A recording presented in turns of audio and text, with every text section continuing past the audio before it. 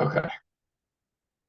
So Coach Com Clinics, General Race Prep, Strategy Prep folder, and then there's um, Transitions and Race Strategy presentation. Okay. This is what's going to guide us today. But after today, if you're interested, this transition clinic document is something that I wrote almost probably 20 years ago now. And you'll laugh at some of the things in my checklist because they don't even exist anymore. But when I first started racing, goos didn't exist yet, gels didn't exist, power bar was in development. So some of the things we would eat were weird. But I wrote this when I was basically giving 101 clinics for like charity groups. And it's just, it was just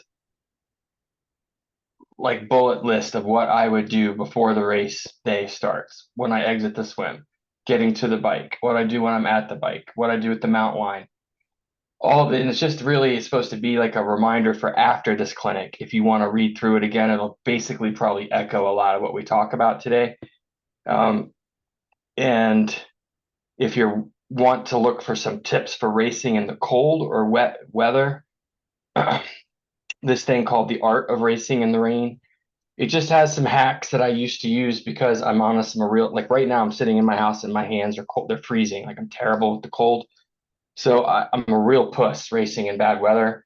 So I would do things like put thin running gloves on my hands and then cover those with surgical gloves so that they would stay dry on the bike or the run. Just stuff like that because I just hate being cold. Even though it would slow my transitions down and make the race slower, I wanted to be comfortable out there. So if you want some tips for racing in cold and wet weather, there's another document you can read later. But this is going to be our focus today, this presentation, and it encapsulates some of these other things in here, like commonly violated rules. And we'll touch on some swimming stuff. But the clinic on Thursday is probably more important for helping people um, get ready to race, like the how you approach the open water swim, the things you do before it, to just make the swim go well, which then makes everything else easier. But that clinic's Thursday. So I'm opening this up and still feel like I'm talking in circles right now. Come on. All right, can you see that presentation? Yes. Okay. All right. So it's quick agenda. Most commonly violated rules, and some of these rules are changing. So now I got to switch screens.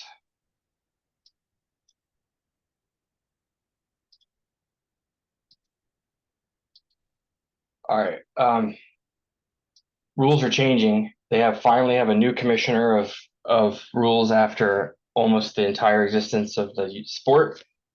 So I have been caught with my pants down a few times in the last couple of years because they don't do a very good job saying, here's what's changed. They just say, here's the rule book for this year. And if you miss the nuance, you miss it. And so sometimes I'll say, we might have to look this up. But anyway, some of these rules are changing. So equipment, what do you need and don't, basic race strategy. And this is really basic nutrition. There's a clinic on Sunday with more detail about nutrition, but it's more about what to eat and not eat on race day, when to eat and stop eating, things like that. And it's mostly from personal experience. Race planning, we hit at a high level for this because planning can be important for anyone, especially if you're really type A. But at short course racing, I think you can wing the short course stuff and just have fun and not take it so seriously. But when we get into half irons and Ironmans, race planning becomes way more important and you should be more detailed. So there's actually another clinic on that where we go, a deep dive on different worksheets and things you can use to prepare yourself for an Ironman race. It's really race week, not just weekend. And common mistakes at the end and how to avoid them. But so first, our rules: helmets must be worn and chin straps must be buckled at all times. There's a disqualification, and I don't know if this is still the case, but the last time I used to officiate, guys, for about 15 years. So it's been a while. So I might be out of date on some of these things. This didn't used to always be the case, but then it was when I checked out. If you were seen wearing a helmet or not riding a bike without a helmet anywhere on race day, before or after the race, and maybe even the day before, you can get disqualified. So don't even ride your bike from your hotel to transition or whatever, because some USAT officials, honestly, they're just like the gym teacher that never did a sport in his life. Some of them never even raced, but they get paid to be out there, and they may not use the best. I mean, most of our calls as officials is what they call judgment calls, to just avoid it, because half the officials out there are the anal librarian that, um, you don't want judging your competition, because they probably couldn't do it themselves. But in any case, always wear a helmet, always buckle it. You're not allowed to have outside assistance in triathlon, unlike running events. Um, how many times at a marathon or a long race where my brother would jump in for a few miles, and my dad would be at this point in the course with a special nutrition drink or something for me. You're not allowed to do that in triathlon. You're not allowed to take any help from anyone for any reason other than what's provided on the course by the course itself. Like at the aid stations or on course bike support, neutral bike support, something like that. Now, I know there was a discussion a few years ago about athletes helping other athletes if they're in the race. And I honestly can't remember if it was illegal to help somebody change a flat tire or to give them one of your spare tubes. Um, but I really don't care. If someone's struggling and they need help, I would probably help them, even if it meant I got a penalty. Um, but you're not allowed to have help. So like if you're running and it was a sunny day, but now it's raining, you can't give your sunglasses to your mom, right? You're not allowed to. It's a time trial, is an individual sport. It's you against the course, and it's supposed to be a time trial. You carry your own nutrition, you carry your equipment, and you're not allowed to discard of anything unless you are within sight of an aid station or in your transition area. So you can throw trash, you can throw gear, you can drop a jacket or whatever in sight of an aid station. And the reason is the aid station is responsible for cleaning up all the garbage and stuff around them when they leave. So, but in any case, no cookies, no running buddies. If you have someone who wants to run out and like give you a high five, that's fine. But the rule is 15 seconds. If someone's jogging next to you for more than 15 seconds, you can get an outside assistance or a pacing penalty. Let me know if there's questions about stuff like that, but it's just pretty straightforward. You have to put your equipment in the right place, or you could get a VTP, which is a variable time penalty. Variable time penalties range based on race distance. And again, if it's all still the same, it was like 2 minutes for a sprint, 2 to 4 minutes for sprint or Olympic distance. It's like, I think it might even be 12 minutes now for an Ironman penalty, like a drafting penalty. But every distance, it's the time penalty gets a little bit longer. And it's usually 2 penalties and then a disqualification, or maybe it's 3 penalties and a disqualification. At Ironmans, some rules are different and they use penalty boxes or even half Ironmans. So again, we'll address that in an Ironman clinic. But here, your penalty will be assessed at the end of the race, added on to your time. Um,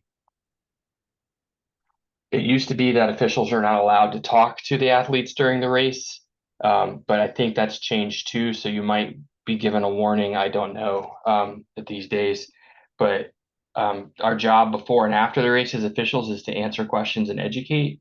So if you're not sure about something, find an official during in transition before the race and ask. And then during the race, if they approach you and talk to you, don't be surprised. I think that might have changed now. But all right. So in transition area, the big issue is that your gear has to be in your spot, and your spot is small. If your gear is like not in your spot, say your helmet's sticking out in the aisle a little bit, it's likely to get kicked by accident, and then the helmet will roll, and then an official will pick it up off the ground and see your sticker on your helmet and know that it's not where it's supposed to be, and then you'll get a penalty. So that's what the equipment means.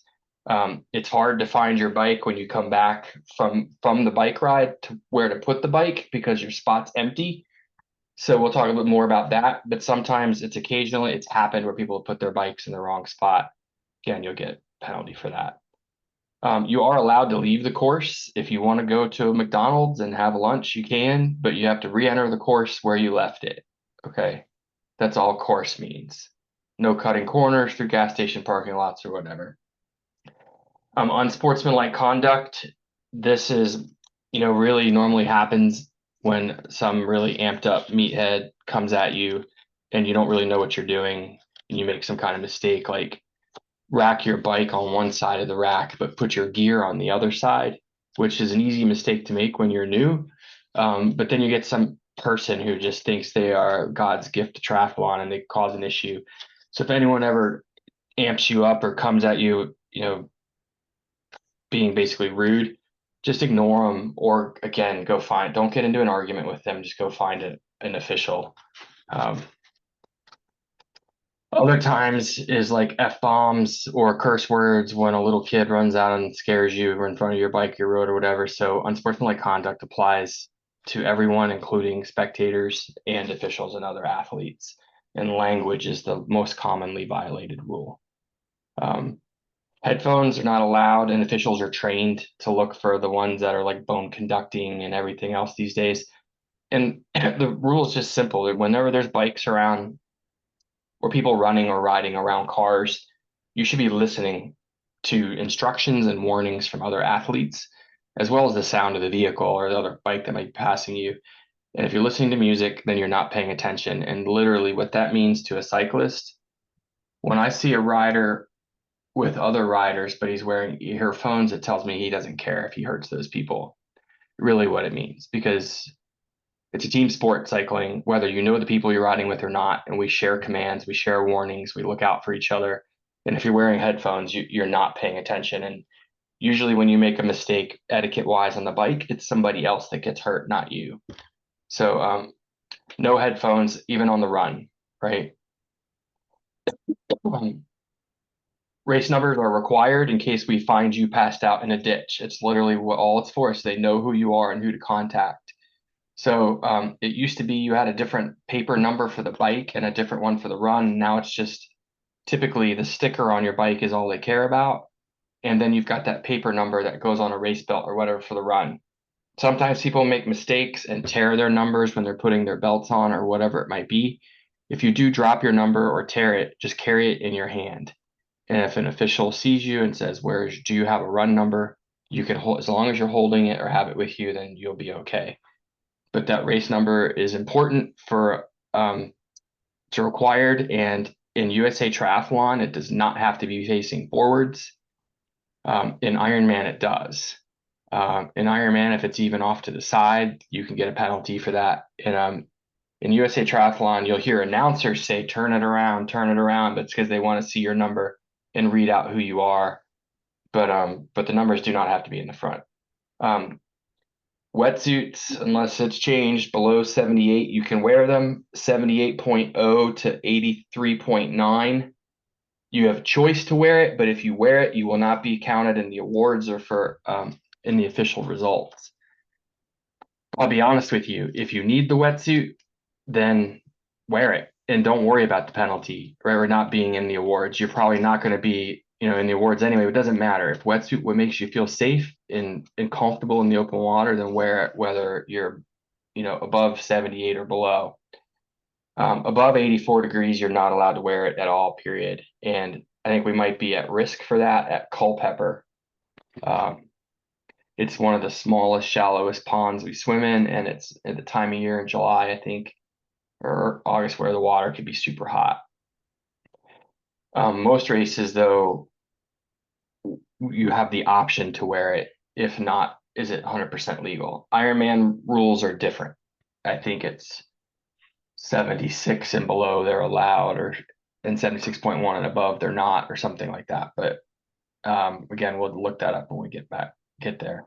They just changed that rule too. Ironman changed their rule.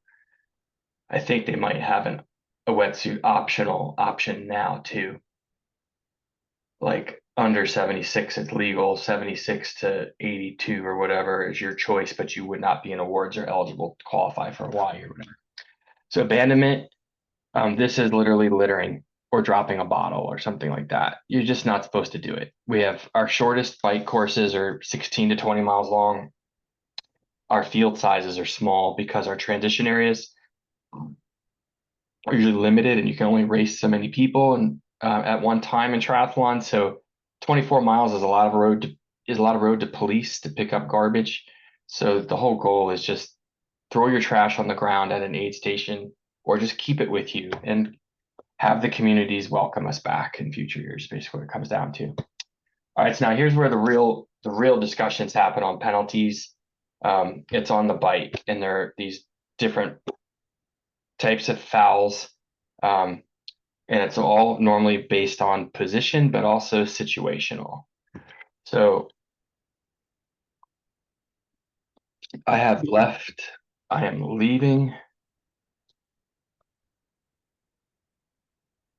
this presentation mode so I can drag these bikes around.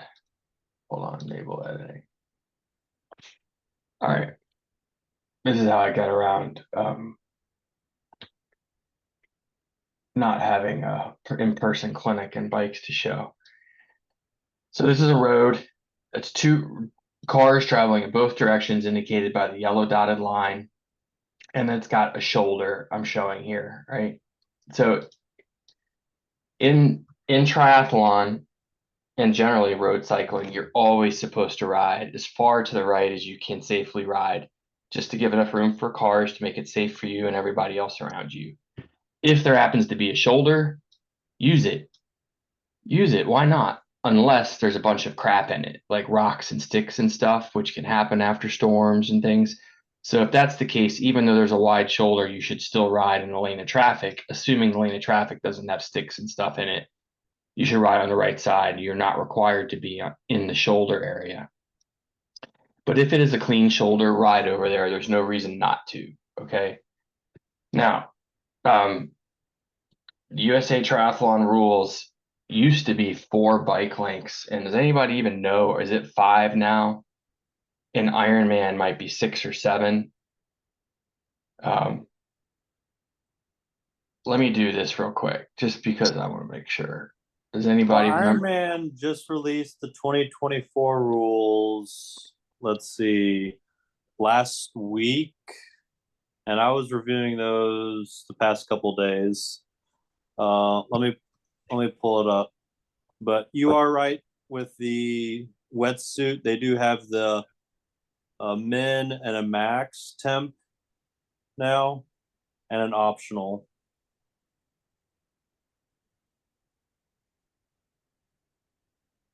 Uh, USA Triathlon 12 meters. That's a lot. 6 bike lengths. USA Triathlon 2023 rules. That's in 25 seconds. That is nuts. It's just too much. All right, so that's a big distance, guys. 6 bike lengths between riders, 12 meters or almost 40 feet. Think about that, right? The depth of a diving well or whatever, the height of one standard story of a home. So 1, 2, 3, 4, 5, something like that, 6 bike lengths between riders. And you have 25 seconds to complete the pass once you've entered the zone. So the first rule is called drafting. As soon as this rider, let's assume this guy is just riding along at 15 miles an hour or whatever, this guy's riding 16.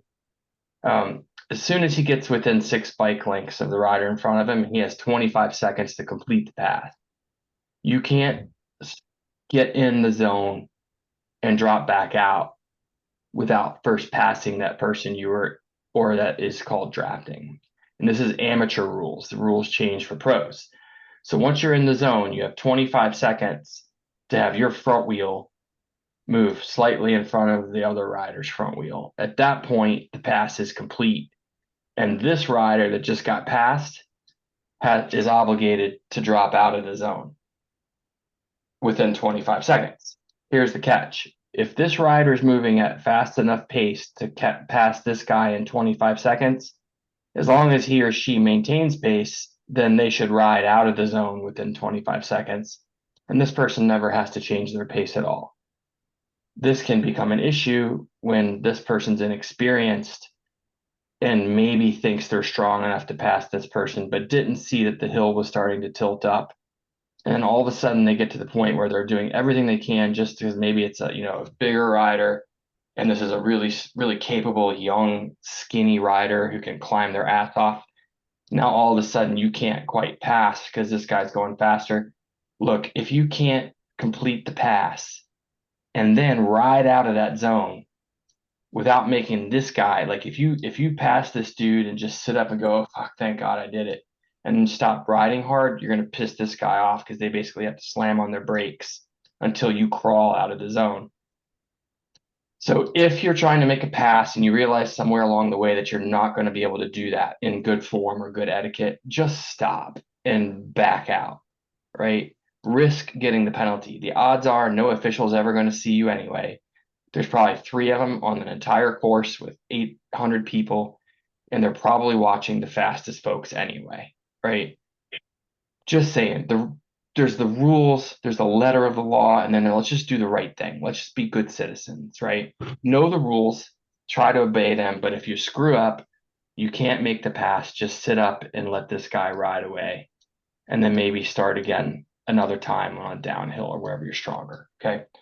So if this guy, let's say it's a meathead, this is normally the situation where I was trained, this is normally a meathead who's flying downhill past this really tiny, cute little girl who's really pretty. And then the road tilts up and this guy starts to slow down and she gets pissed. Oh, I mean, I did that wrong. Yeah, he flies by her going downhill, gets out of the zone. Then the road tilts uphill. Okay. Road's tilted up, and here comes the little lady. She passes him with ease, and he gets pissed and gets out of the saddle and repasses her right away at the top of the hill and then goes down. But he never dropped out of the zone. When you are passed, you have to drop 6 bike lengths back before you attempt to repass, or that's called overtaken. Okay, so if you get passed, you have to drop out. But again, it shouldn't be an issue. In this scenario, it was this guy just being a meathead and repassing her. So what we've been taught to tell the young, pretty boy, girl, whatever, who can climb their ass off is if this happens to you, if the meathead overtakes you, don't stress about it. If we see it happening, it's very easy for us to see who's in the right and who's in the wrong. Okay. All right. Does that make sense, guys? Yes. Again, just be a good citizen. Don't screw it up. Be right there. All right. So now, if this person, when you're always supposed to ride on the right side of the road, no matter what, the only time this rule gets changed is if there's an accident or emergency vehicles with lights on and things like that. In that case, you're supposed to do whatever is required to keep yourself and the people around you safe, and the rules go away. But you're always supposed to be over here. If you are caught riding in the middle of the road or on the center line for no reason, this is just, and let's just say a motorcycle comes along, there's nobody on the road at all. This is just called a position foul. You're out of position. You're not supposed to be there. Variable time penalty. Ride on the right side of the road. Okay, always, unless you're passing. All right, now, if this person is riding in the center of the road for no reason and a faster cyclist approaches and wants to pass, this is now called blocking. It was just a position foul before, but if there's someone else there, it's now called a blocking penalty. Okay. Now, this person could zoom right by you on the right, but that's illegal too. You're never allowed to pass on the right, ever. People are not expecting it. It is against our rules. You only pass on the left. So if this person is sitting on the center line here, and this is a stronger cyclist, they may make a pass because it's a dotted yellow line. They're allowed to. If there's no cars coming, they could come over here and pass and be legal. Assume this is a solid yellow or solid white lines and you're not allowed to cross over the center line. Even if it's an imaginary, well, okay. If it's solid line, this person is not allowed to go over there, even if they think it's safe. That would be a traffic violation. Literally, you have to follow the traffic rules. And didn't somebody get a penalty in Europe somewhere for crossing over the center, although there was no line? Well, that I haven't got, but I was going to get to that You're gonna get next. to that? Okay. Imaginary center line. But so Hold my horses. what this person should have done in this situation is pull up and go, "Hey, buddy, move over to the right. Move over to the right. I'm trying to pass." And Get this out of the person way, goes, idiot. What? And when you pass, just be nice and say, hey, man, nice bike, nice race. When you get home, read the rules because you didn't, you were breaking the rules. You're not supposed to ride there unless you're passing, whatever. Keep on your way. Let's say that this is a really steep hill and people are, this is where we start talking about judgment calls and situational, right? And you've got like people bunching up because it's so steep, people can hardly even keep from falling over, right? In my experience, I would look at these people and I would see their faces, and having suffered plenty of times in the situation myself as an official, I would then look up at the trees. If there's no wind moving at all, I know these guys aren't benefiting from drafting. They're literally barely moving, right? They're just trying not to fall over. There's no drafting penalty there. I don't see intent. I'm not going to give anyone a penalty in this scenario unless it's egregious that someone's trying to block or something like that. Now, having said that, if I look up and I see the wind, like the trees bending over in their face, then I would consider giving these people behind drafting penalties, because it's hard enough to climb without a 20-mile-an-hour wind beating you down too. So situational, just be patient, take your time. Now, assuming this shoulder is really clean, it's still not okay to pass on the right in this scenario. It just isn't. Having said that, every situation is different. Even though you know it's against the rule, if everybody seems like they're trying their best and this is clear and you want to risk that there might be an official seeing you, you could, you make the pass. You get my point, right? This is about a mix of what are the rules, and then let's just be good citizens, and know that if you get caught, you're going to get a penalty. Okay. Imaginary center lines. Most of the roads we ride on don't have lines at all. And this is where, again, judgment calls become super important with officials, because as I was trained, um, it's called the pucker factor or the pucker rule. If you cross over an imaginary center line to make a pass and a car comes and it makes you like, as an official, you're sitting on the back of this motorcycle and your sphincter puckers up because something scared you, then it's a penalty, right? So and that would be called endangerment chain, and that's an automatic disqualification. If you put yourself or another car or another rider in danger because you did something illegal, it wasn't necessarily legal, but Dangerous, yeah, it sure is. I mean, high risk. crossing those center lines, and it's really risky on a bike, especially when we get in this race mentality. Just remember, guys, we're not pros for real. Like, I mean, like, what does a couple seconds matter? So be safe. But Yeah. Yeah, but one of the pros in Europe got DQ'd for that and last that's all judgment. You summer. can't argue it. It doesn't even matter. That person could protest it to Sunday. The head official, if they're any good, wouldn't even question because it's literally a situational thing. And if you get scared, like, I mean, you guys know what I'm talking about. You've seen the train Yeah. wreck before. You know when someone's been in danger or not. So I'm gonna go back up real quick and make sure I didn't miss anything. Drafting position block and overtaken. Yeah. See, I need to update this. It used to be 4 bike lengths, 7 meters, and now it's 12 meters, 6 bike lengths, 25 seconds.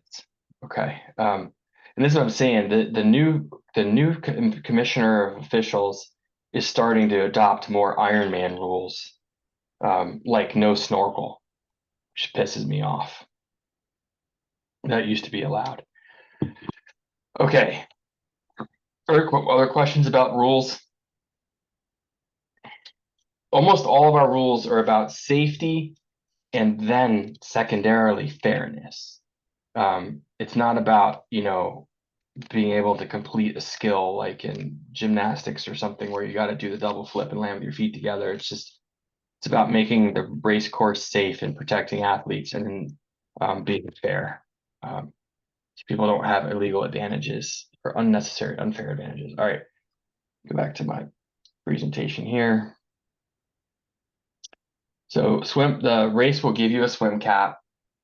If you're not aware as a rookie, most, but not all, well, some race directors will have bright red or bright orange or bright yellow caps that can signify you as a new swimmer or a nervous swimmer. And at their pre-race safety briefings with their water support crew, they will talk about it and say, hey, keep an extra eye out for the yellow caps, right? The yellow cap or red cap or whoever, if it looks like they might be panicking, they probably are, type of deal. So consider that, asking for that if you fall in that category. you're not used to wearing caps, you practice in the pool for a while because you have to wear one in the race. There are thermal caps. Orca sells them on that website, or in Coach Com Wiki, the discount sites for wetsuits. If you do not like being cold, a thermal cap can go a long way to helping you stay warm in cold water. And there's also some booties that, well, I'm getting to it. There's booties that are legal, booties that are illegal, and some that are just dumb to wear in swimming. So we'll get to that. So thermal cap is something to consider. If you're going to wear a thermal cap, you would wear it underneath of the lycra cap that they, or the latex cap that the race gives you. People always ask me about goggles, like, hey, we're racing outside. Should I get tinted or different color or smoked goggles? And I be honest, guys, I mean, I swam my whole life and I've tried them all. You can spend a lot of money on a really nice pair of mirrored, just like Ray-Ban sunglass type material for your goggles, but I didn't find it very helpful. Personally, what I found helpful was new goggles on race day, regardless of the color. If the sun is coming up in a bright fireball right over the horizon and is hitting the water, it's either going to be a yellow fireball, a blue fireball, or a green one. Whatever color your goggles are is going to be this bright fireball in your face, and you're not going to be able to see very well.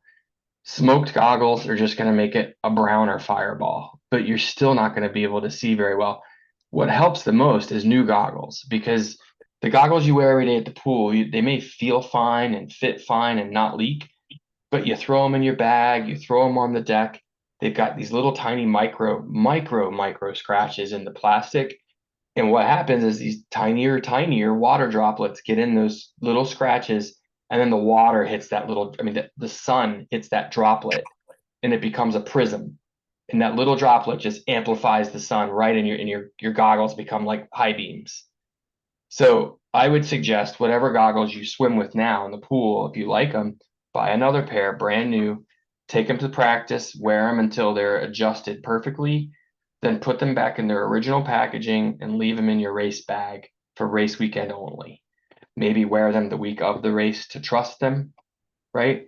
But take care of them. Don't let them get scratched up. So you'll notice that new goggles don't fog up. The fog is from the scratches. The fog is from moisture getting into those scratches on the inside of your goggles, which is why I think some people will put like spit or something else, I don't know, anyway, to keep condensation from getting in those little scratch. Anyway, you get my point. Ignore it. Just get new goggles and wear them. And if there's a fireball, I'm telling you, it doesn't matter. Scratchless goggles is the most important thing.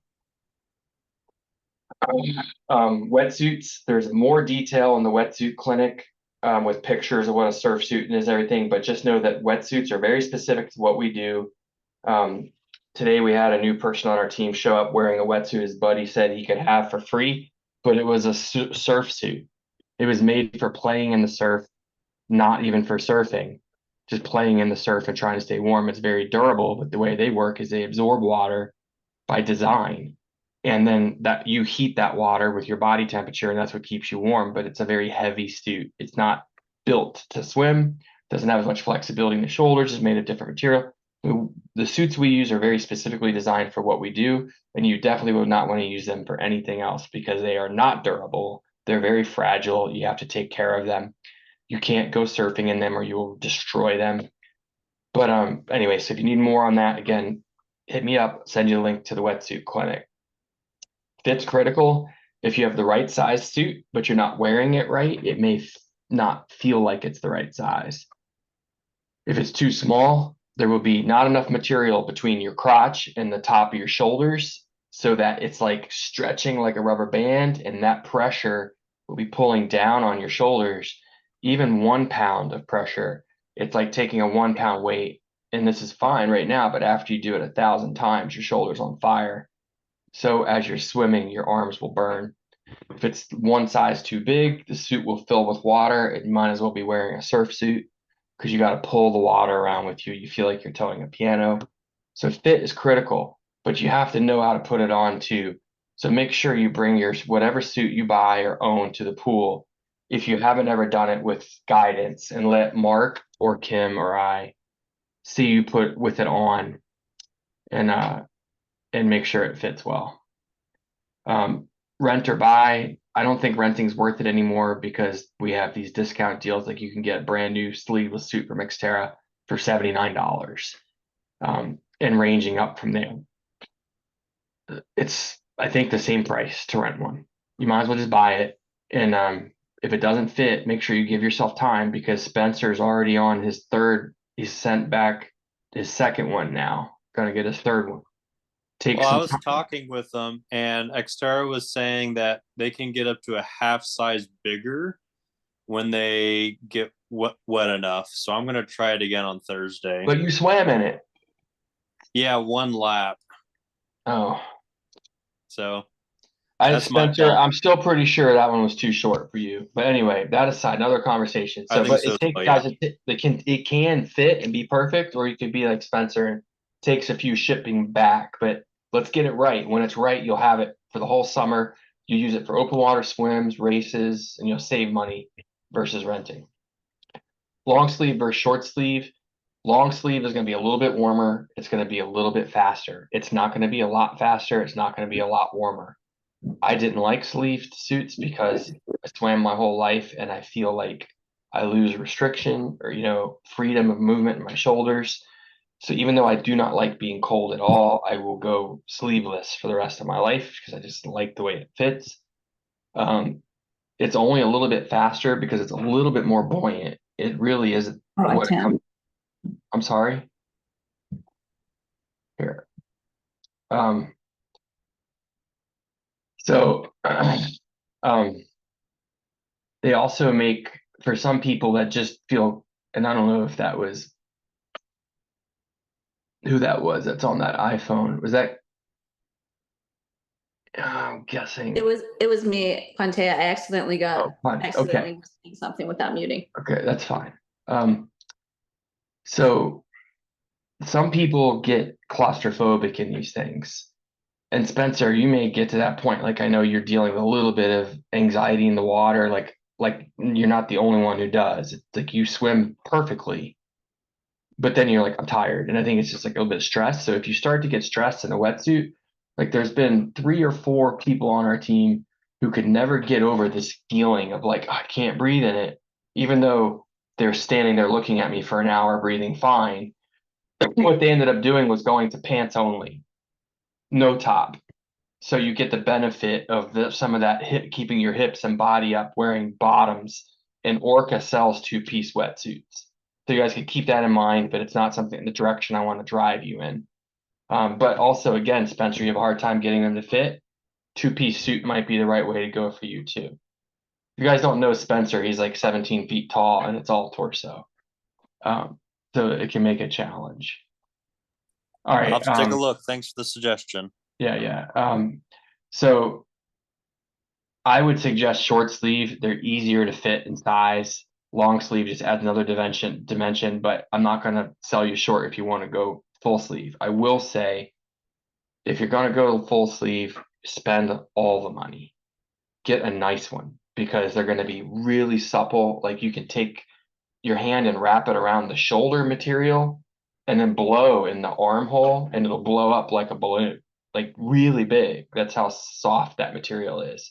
You couldn't do that with a scuba suit or a surf suit. Short sleeve, you don't need all the really, I mean, it can be just a thick rubber tube because that's all it is, right? You don't need all the flexibility in the underarms and all the material that goes from your elbow down to your side.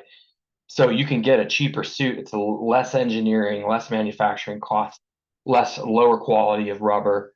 And that's why it's $79 versus 1,000.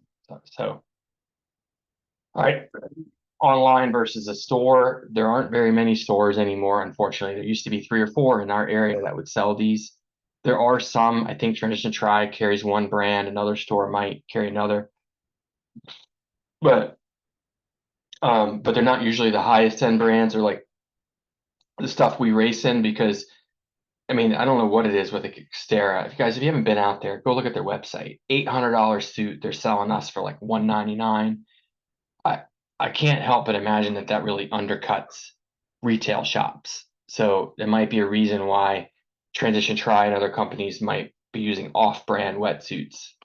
Um, anyway, in any case, I suggest you just go online. They're so good at it now. All of them are good at it. The shipping back and forth and all that. So um, try online. The one thing I guess I could add is they have these charts that help you with what size suit you should wear. And almost every single time someone gets a suit, it's too big. Almost every single time they come to the pool, I'm like, that's too big. And I think part of the reason for that could be that they're so tired of people sending their suits back going, it's too small, I want a bigger one. Because when they're fit you right, they're not easy to put on. And they're not baggy. I mean, they are supposed to be tight but tight in the right ways, right? Not too short or too long, but they're supposed to be tight. And so I think they just got tired of it and started when people start saying this is, they might have changed their chart. And but in any case, I'm just letting you know that that's the case. So make sure you order, get it in, let us help you with it. And say next time you're at a race, if I'm standing there watching the swim start, come grab me and say, point at people and show me whose wetsuits fit and whose don't. And you can literally once you sit there and stare and you see some people look like a puppy with all the rolls in their back with all the extra wetsuit material and stuff. You'll see it. All right, under the wetsuit, I would wear everything that I'm going to race the bike in, except for my shoes and socks and my helmet and sunglasses or whatever would be on me when I swam, especially when the weather's nice out and it's a short course race. Sprints and Olympic distance, I don't want to screw around and transition. I would be wearing everything that I'm going to. Heart rate monitor is on. My tri top is over the heart rate monitor.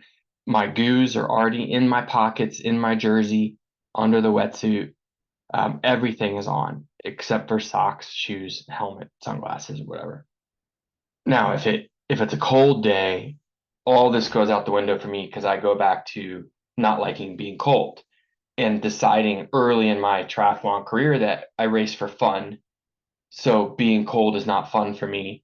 So I will take 20 minutes in transition if I need to make sure I enjoy my race. Okay. Um, and that's just the way I think. If you're F that, I'm aggressive, I don't care about the cold, it's all about every second, then you can ignore me. But what I would do on a cold day is I wouldn't wear the shirt underneath. I wouldn't want to race my bike in a wet shirt if it's cold outside.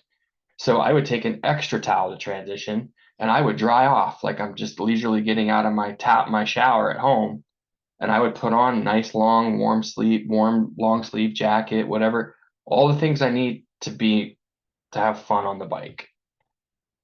When it's hot out or when it's nice out, all that goes away and you don't even worry about it. But my strategy would change depending on the weather and what my expectations are of that race. And then race distance.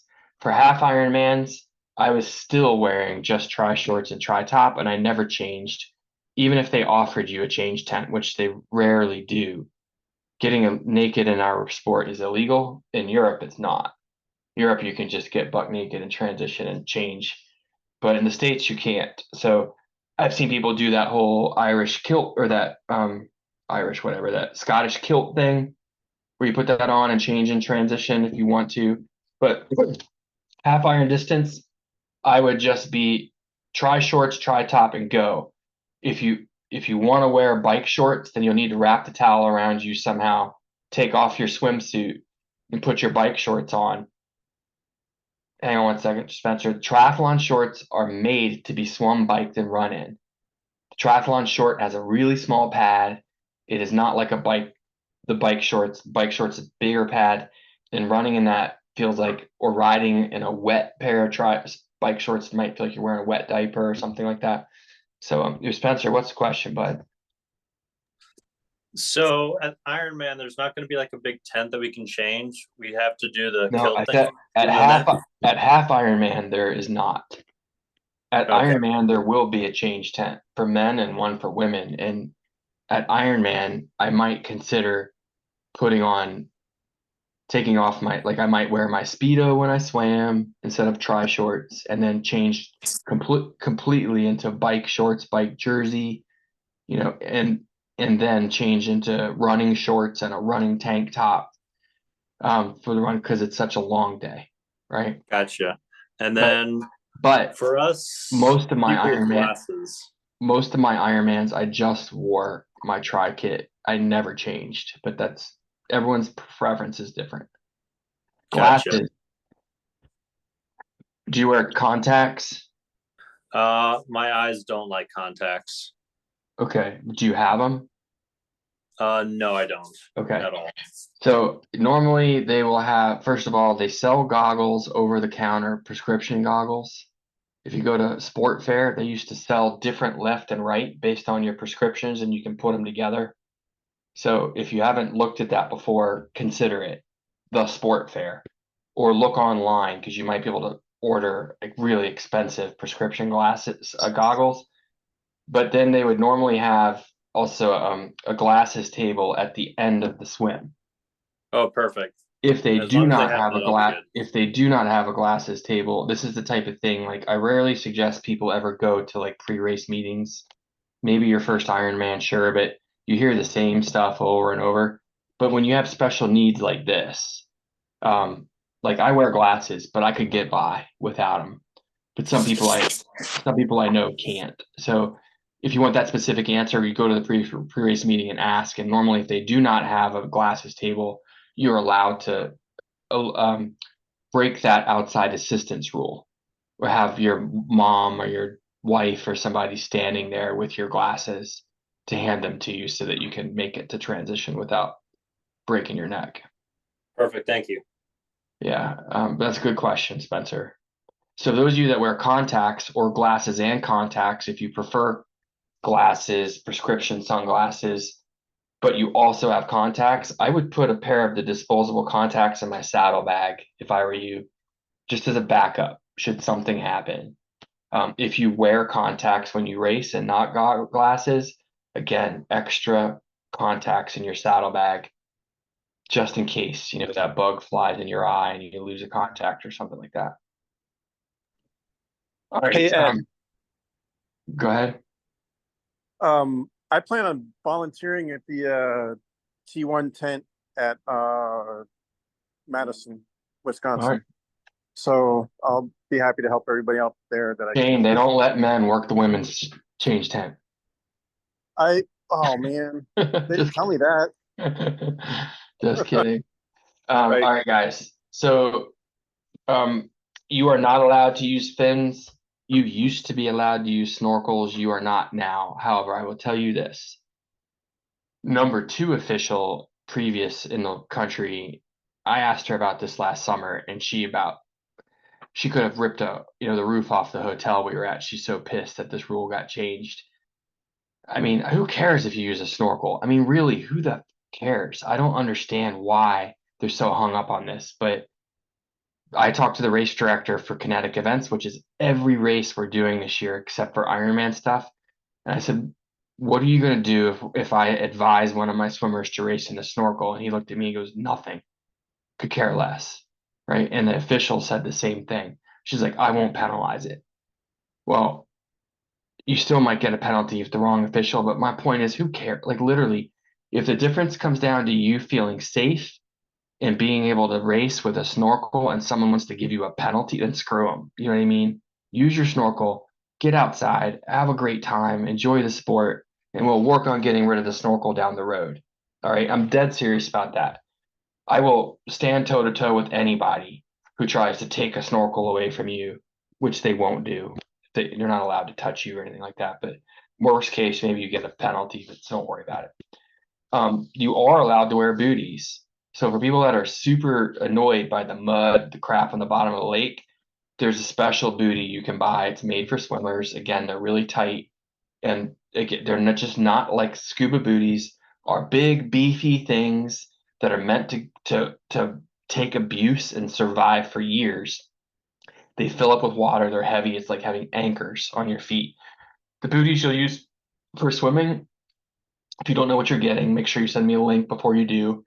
but buy it from Orca or Xterra or one of these open water swimming wetsuit companies because they'll be the ones designed for open water swimming. And it can help with warmth, not as much as the thermal cap, but it can help a little bit. You're not technically allowed to wear gloves at all, but you can get an exemption if you have Raynaud's or one of those other circulation issues.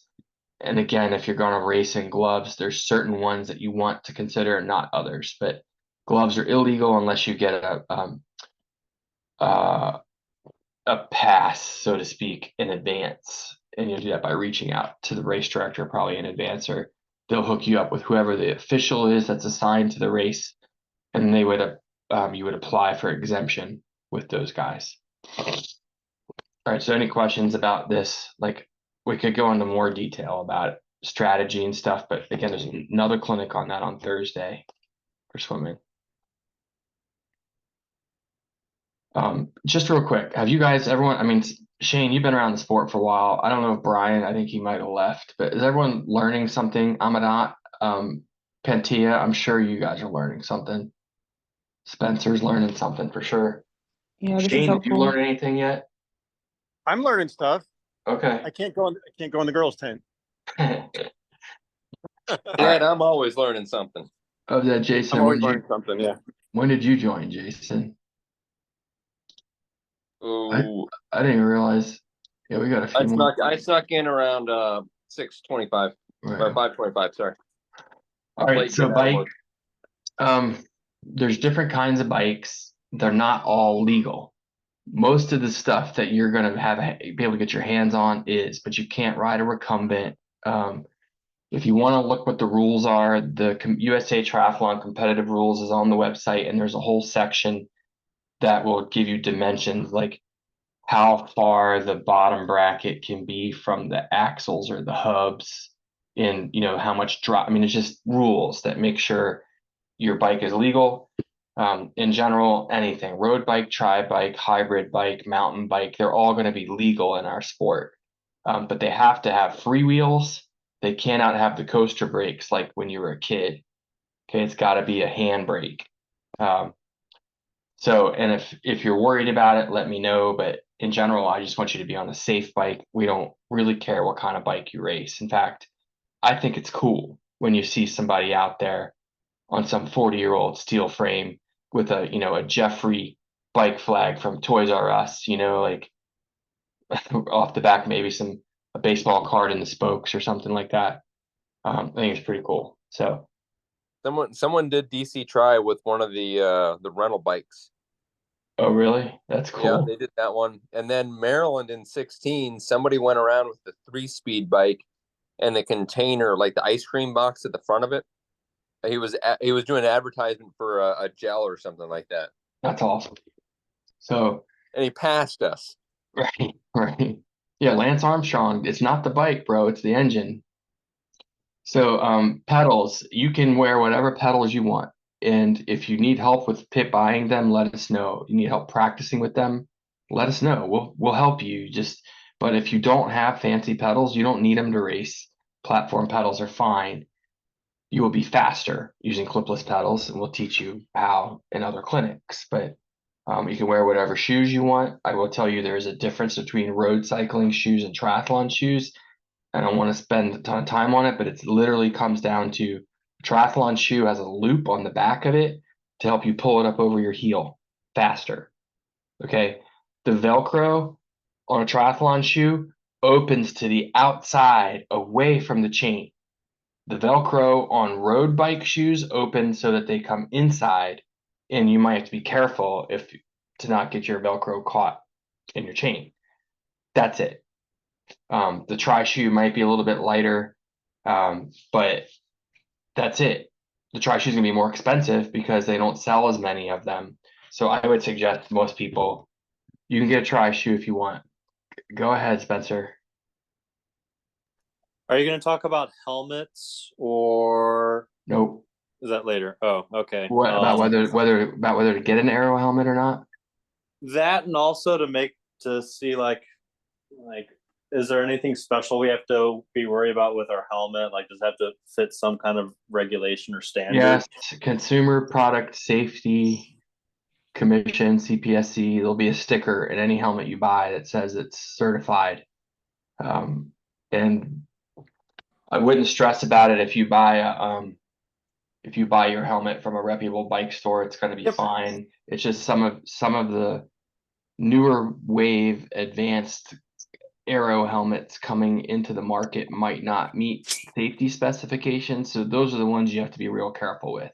If you're buying Alright. if you're buying an aero helmet, really expensive aero helmet, make sure that it's CPSC. And if I got that wrong in the rule book, it'll tell you what sticker has to be inside of it. Okay, But yeah, I've got a Giro helmet, and it's got that label in it. yeah, I mean, most helmets are going to be fine, especially if they've been around for a while. Perfect. Thank you. Yep. So race numbers have to be visible from the left side of your bike. They don't necessarily care about the right side because you're supposed to be riding on the right side of the road, and the numbers will be visible from on the left side when the motorcycle is passing you. To be able to see your number to give you a penalty if needed, or identify who you are if needed. If you, I'm going to show you another picture in a second. Don't cover your cables with if it's a sticker, which they all are these days. They didn't used to be. But if it's a sticker, make sure you don't wrap it over your top tube and cover up any cable that isn't internally routed in your frame. And I'll show you a picture in a second. Bring some scissors and electrical tape in case whatever sticker they give you for your bike doesn't necessarily fit. You can trim it up a little bit. You'll hear them say you can't alter your sticker. You can't, and what they mean is you can't take race number 111 and turn it into race number 11. Okay. But if your sticker is this big and your race number is 111, you can trim around it to help make that sticker fit on your bike better. So bring scissors and electrical tape in case it's needed. You don't have to use race number belts anymore on the bike. So it's not an issue. Sunglasses are important because they protect you not just from the sun, but from little rocks and bugs that are flying in the air. And you ride long enough, you'll have the pleasure of a bee flying into your helmet or into your jersey shirt, unzipped jersey. Wear sunglasses, whether they're clear or tinted or whatever, wear something. Okay. If you wear prescription glasses like I do, I'm due for new riding glasses. Please, if you can afford them at all, buy them, because if I crash in these, they will break and potentially stab my eye or my face. The glass would break, right? The prescription glasses, I've seen people get in really bad crashes. It's very rare, but a really bad crash where like even like the jaw was wired shut, teeth are missing, broken face, like they've really crashed into the ground and their eyes are perfect but you look at the front of their glasses and they're gouged like, centimeters deep, and they send the glasses back to Oakley, and Oakley sent them a brand new pair for free, right? Because they want to study the design and all that, so that they help. Like if you wear glasses, consider buying prescription riding glasses and look at our sponsorship with Rudy Project, because they big discounts, like $400, $500, $800 glasses for like half price, right? It's a big savings. But anyway, wear sunglasses anyway, and gloves for the same reason. The gloves are a pain in the ass to put on. They take time, but when you crash, if you crash, you'll be glad you have them. You got to wipe snot off your nose. You're good. Yeah, Jason, go ahead. Hey, for Rudy, they also do inserts. Oh, So cool. All right. Okay. yeah, so I mean, still the riding glasses, but an insert for the prescription. Sometimes, guys, the riding glasses you have will not take prescription lenses because of how they're curved or whatever. So you go to this insert route. So like if you go to their website, you can't buy any Rudy Project sunglasses and get it with prescription lenses. There's only certain ones that you can, or you can go the insert route like Jason's suggesting. You'll love it, man. If you wear glasses, you will love having prescription sunglasses. Changes your life. All right, gloves are important. Here's some pictures to give you guys ideas. first, this is really old school, but you see this guy, he is feeding his sticker above the brake cable that runs outside his top tube, but so it doesn't like take the sticker and stick it to the frame.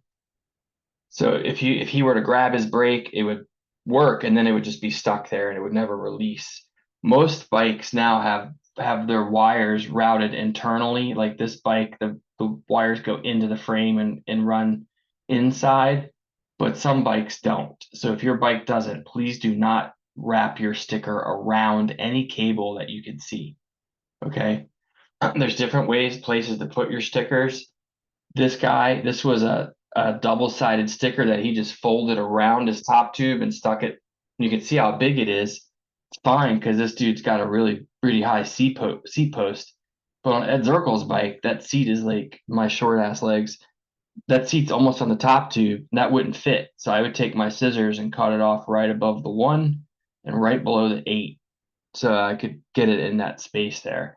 Here's another one, Iron Man sticker, and they're pretty good about not making theirs too big these days. And this one, because his seat tube is that shape, he was able just to cut it in half and stick one on this side and one on the other.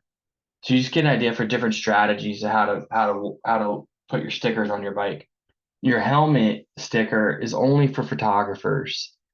The rules do not care about that sticker. Okay.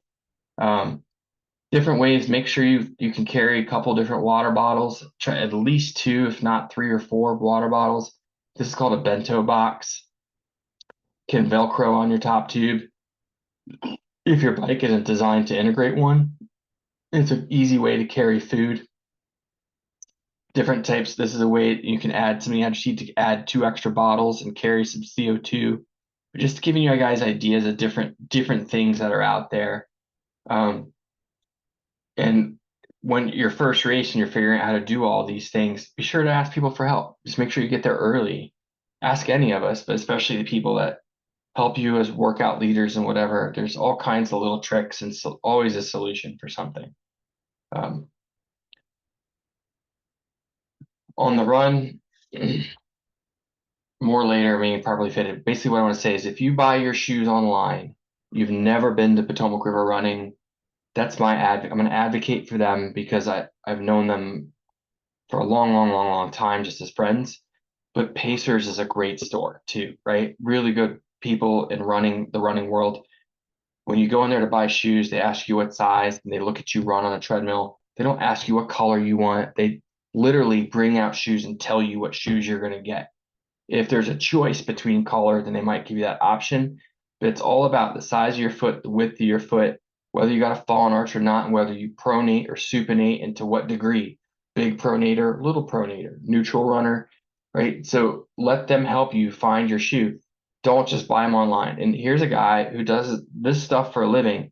I know a lot about shoes. I don't know as much as like Carrie Kramer, the PT that we go to for running clinics, and I send. She actually trains Potomac River running staff on shoes, trains them on how they're engineered and how they work and how they work with different feet. So there's real knowledge out there, and I know a lot. Jason knows a lot. Running coaches, I mean, all of us have been around, know something, but even we screw up. Like I've been wearing the same shoe for 20 years, literally 20 years, the same shoe. But every few years they change the style and it pisses me off. So I'll go online and try and find an old version. So I go on version 13 of the shoe that I wear now. And I'll go out and maybe I like the 11s best. And I went out and bought version 11s online, not from Potomac River Running. And my feet were killing me. And I took them into the Potomac River Running going, hey man, I didn't buy these from you guys. So I was trying to get an old version. And they're like, oh, those are the ones that were manufactured improperly. And of course they made it some way to on a boat to China, and China recirculated them back into the marketplace over Amazon. And I'm buying a shoe that this company discarded because the arch was too high. Like, so I'm literally wearing the same shoe I've always worn, and it was still the wrong. I mean, you get my point. Like, be careful, buyer beware. You put enough miles on your body and your feet. Make sure you're getting a good shoe, and it's there to protect you. So go to a good store. If you don't know where, again, ask us. We can give you pointers on where to go. be wary buying online. I still will, but I'm telling you, like, be careful. If you don't know what you're doing, definitely go to a store first and have them help you figure out what shoes is right for you. Socks versus no socks. There are some shoes that are designed to be run without socks, and there's some people who will run without socks regardless of what shoe they have, and it did not work for me. I tried to run without shoes a few times, and every time it resulted terribly. I mean, literally like blood in my shoe from 2 or 3 miles running. I wouldn't try it unless you're buying a shoe that's specific for it, or you spend time building the calluses, half a mile at a time, knowing you can trust that shoe without a sock. But it's just easier just to put socks on. If you ask me, it takes you 10 seconds in transition. But the first time I did it was in a race, and I was so motivated because the guy next to me was changing a leg. Like, he was a one-legged athlete. He beat me off the bike, and he was changing his bike leg to a running leg. And I was just so motivated because I was like, man, that's so cool, that I was like, I'm gonna save a few seconds and not put on socks. It was a 10K run, and my feet were bleeding by like mile 2. And by mile 6, there was blood and sweat shooting out my toe box every time my foot hit the ground. I promise you I'll never do it again. So be careful. Hats that keep you cool and sun out of your eyes, which helps you relax. Wear a hat if you can stand a hat. Sunglasses keep you relaxed. It helps. Race numbers in triathlon, in USA Triathlon, they do not have to be visible from the front unless that rule is changed. In Ironman, in half Ironman or Ironman branded events, the race number has to be seen from the front.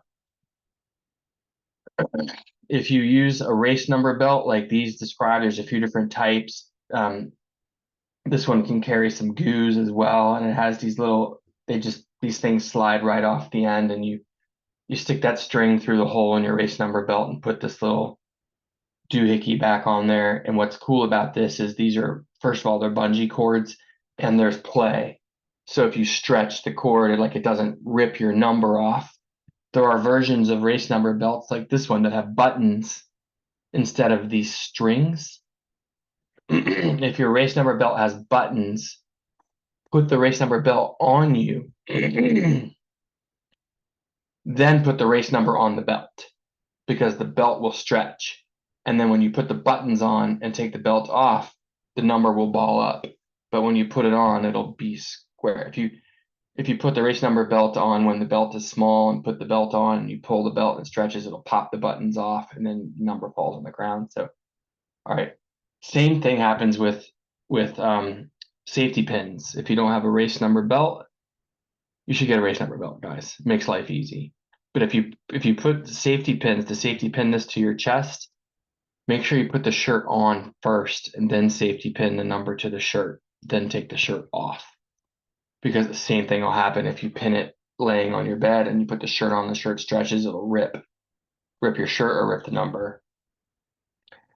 If you do screw up and your race number belt falls off, put it in your hand, and carry it with you. And food, make sure you have a strategy for how you're going to carry your food. This girl's got a gel in her strap here. You can get a race number belt like this. You could have shorts that have side pockets or something like that. This is not meant to be a joke, but one of my friends has a license plate that says tit pocket, and she has that because she uses her cleavage to store everything she needs when she's racing. Literally, power bars, goos, whatever. She'll just stick it in that pocket, as she calls it, that. This is how a transition area is set up. Just in general, we wrap our bikes by seat, and the side of the rack that you are on is the side where your front wheel needs to touch the ground. Sometimes when you go to a race, the rack will say on the end of it, there might be 5 racks. It'd say men 40 to 44. And it's first come, first serve. You can get whichever rack you want, whichever position on one of those racks you want. Sometimes, like at Ironman or some other races, they might actually have a sticker with your name on it on the pole or your race number. That sticker is going to be on one side of the pole or the other. It's not going to be on top. If it's on facing you, like if it's on the other side of the pole from you, then you need to go around the other side of the rack, and you're going to seat rack your bike with your front wheel touching the ground on the side of the rack that your name or your sticker is. And that's where you're going to also put your towel. You have, if that pole, like it's an A-frame, it's a pole with legs, there's an invisible line from that pole straight to the ground. Your towel cannot cross it. So you have all the space from the front of your wheel to the pole. And basically the width of your handlebars, here, maybe this, the width of your handlebars and the next guy's handlebars. So you may basically have like 1.5 feet wide by 2 feet long, maybe 3 feet long to put all your gear.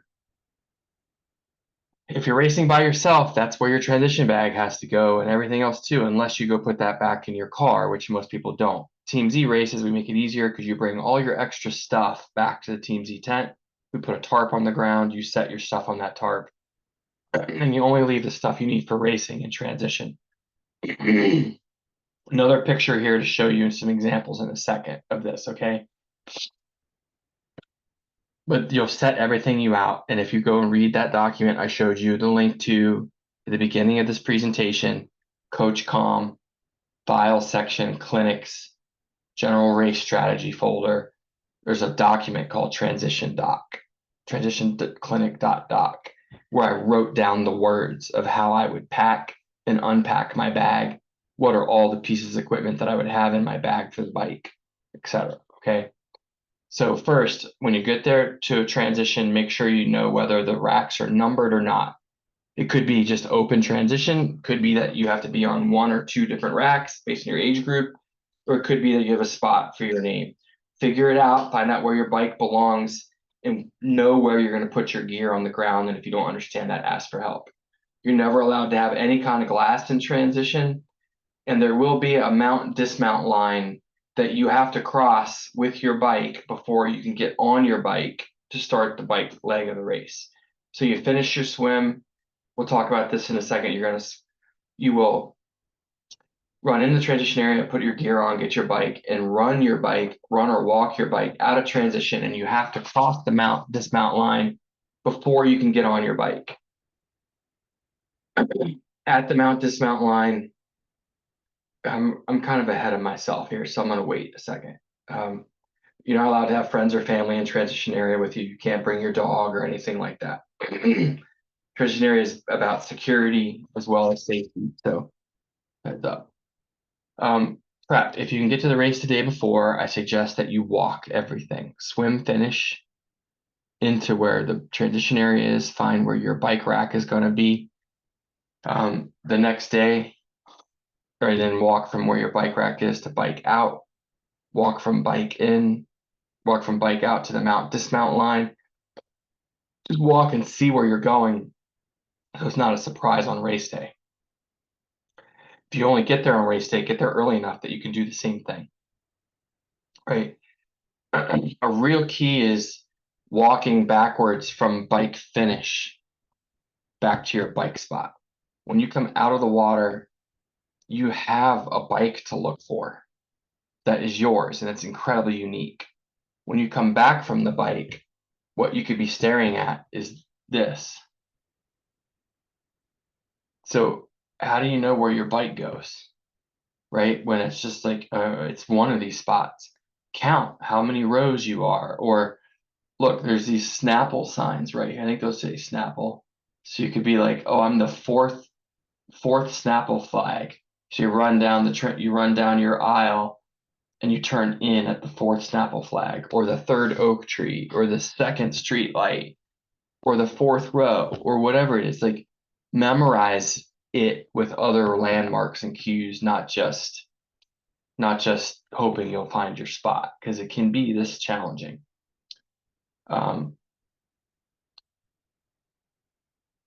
You're not allowed to mark your transition spot with balloons or anything like that anymore. People used to tie helium balloons to their rack, and can't do that. And I also wouldn't rely on your fancy yellow hat that you think is unique.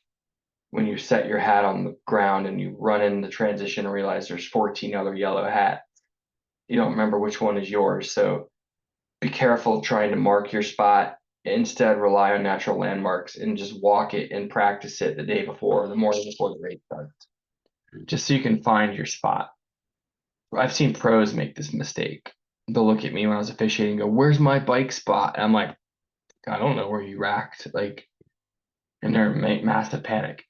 This is a European race. Looks like it says Juez, whatever. It looks like it's in Spain or Mexico somewhere.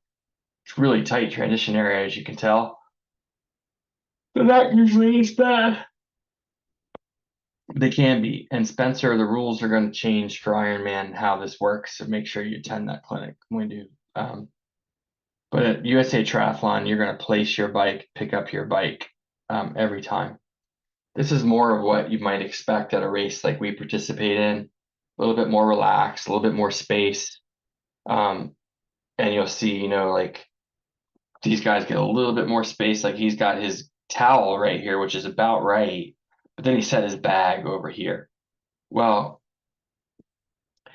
technically, someone could walk in and mount their bike between his and the end of this rack. And their rear wheel would be sticking out between this front wheel and this leg of the rack here. And if that was the case, this guy would have to move this bag because the dude's wheel would be here on the ground. And then he would put his stuff right next to his front wheel over here. So one of the things I want to point out is that this guy's front wheel is on the ground, then the next wheel is also on the ground, and that is not supposed to happen. They're supposed to be alternated, one down on this side, one down on the other side. Now here's the first one with the wheel down on the far side. So this gear is in the wrong place right here. This he's the first one in line and he has his gear on the right side of his wheel, or whatever the side closest to us as we look at it. Then the next dude should have had his gear on the right side in between his front wheel and this front wheel, but he's got it on the other side, which is now leaving a spot empty and forcing the next guy to put his gear. And if you keep trickling down the line, that will cause a problem at some point. If it's a crowded race, this looks like it's fine. Looks like there's plenty of room, but you get my point. Everyone should have their stuff on the same side. If you have questions, again, ask for help. This is what an Ironman bike rack situation will look like. No gear on the ground because you use different racking system for your gear bags. We'll talk about that another day. But this is what it should look like. And if it was a USA Triathlon event, notice how this wheel is almost touching the ground, but it's not. I mean, literally the space this guy has for his gear, if he were to use it, would probably be on this side on the ground. This person would put their stuff on the ground, basically between these two wheels and in front of this one. That's all the space. And this guy right here gets this little space. Whoops. This little space right here. So you kind of get the feel for it here. And this is a one where they rack anyone in this, this is a men's 1509 to 1572, or maybe it's just row M, race number 1509, 1572 will be on this rack somewhere. That's first come, first serve. And it looks like we can't see it. Like, see underneath this seat right here, there's a little sticker. And I know they're in order because it says 1571, 1569, 1567, 1565.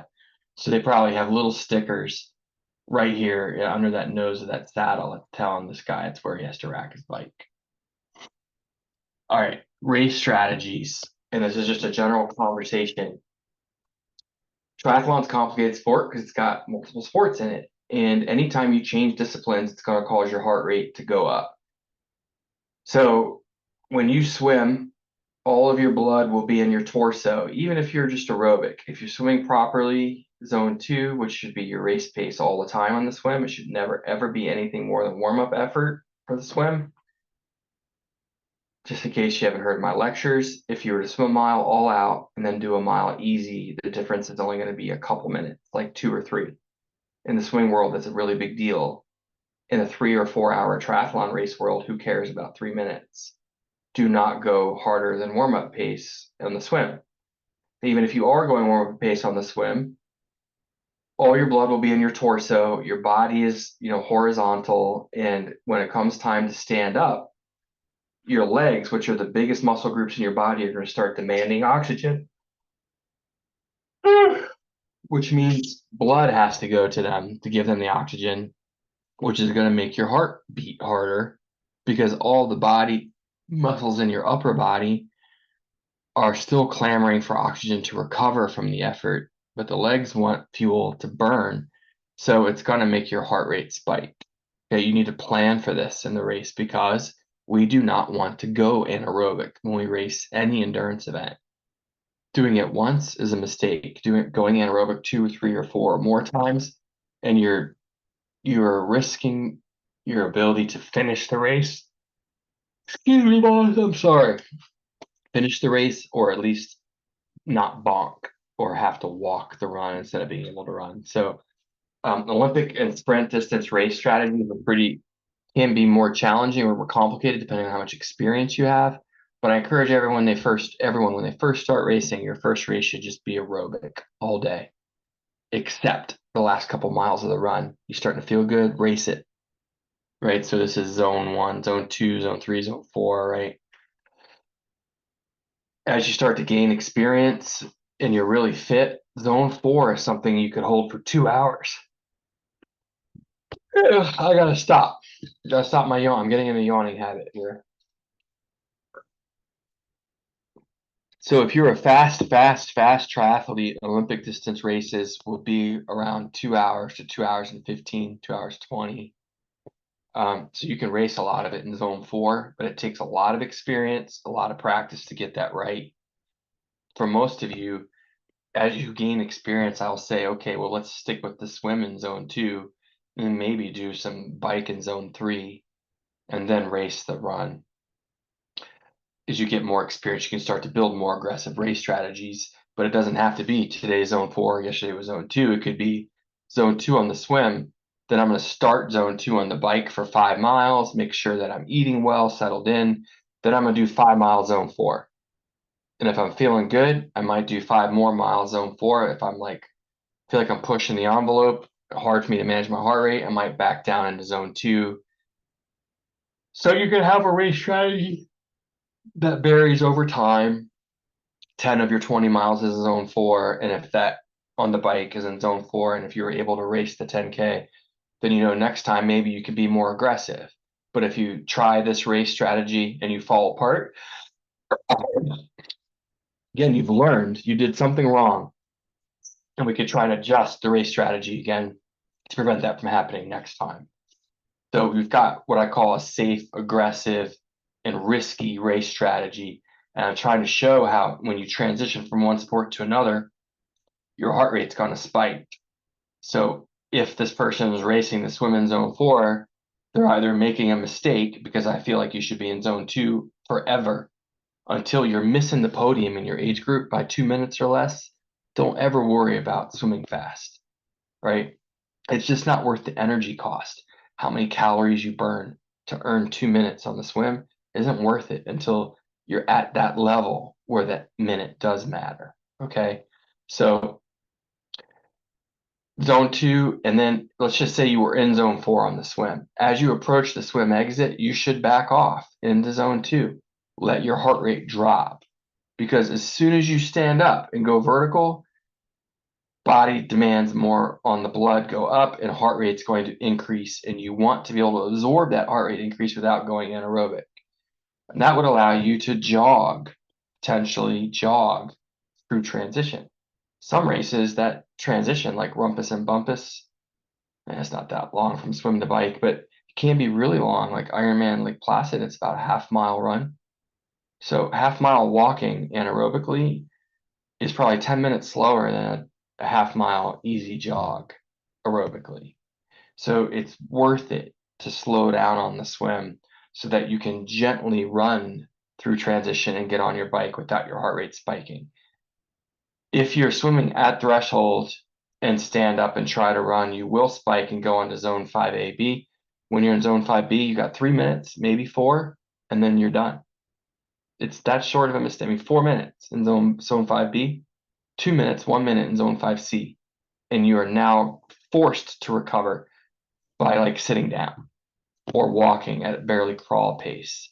So pacing is important, and we are not a sprint. Even though it's called a sprint triathlon, it's still an endurance event. So zone 2, and we can start to become more aggressive over time, and I can work with you on race strategies if you care about them. Most people will just be zone 2 all day, right? Half Ironman, it's even simpler. Very rarely should you be in zone 4. Only some super experienced, super fast people, like who are going to finish I'm talking finish this race in 3 hours and 45 minutes, right? Like they can spend 2 hours in zone 4 and be okay. But those of us that take, 6 or 7 or 8 hours, racing anything above zone 2 is generally a mistake, except for, again, on the run. Somewhere on the run, you can start ramping it up. And with experience, oh, I can hold on to this for 6 miles. If so, keep that pace. If it's too fast, back off to a pace you can hold. Ironman is even easier. This is a sprint. I missed Ironman. This is half Ironman. I don't know why. Ironman is just a flat line, guys. It's zone 2 all the way.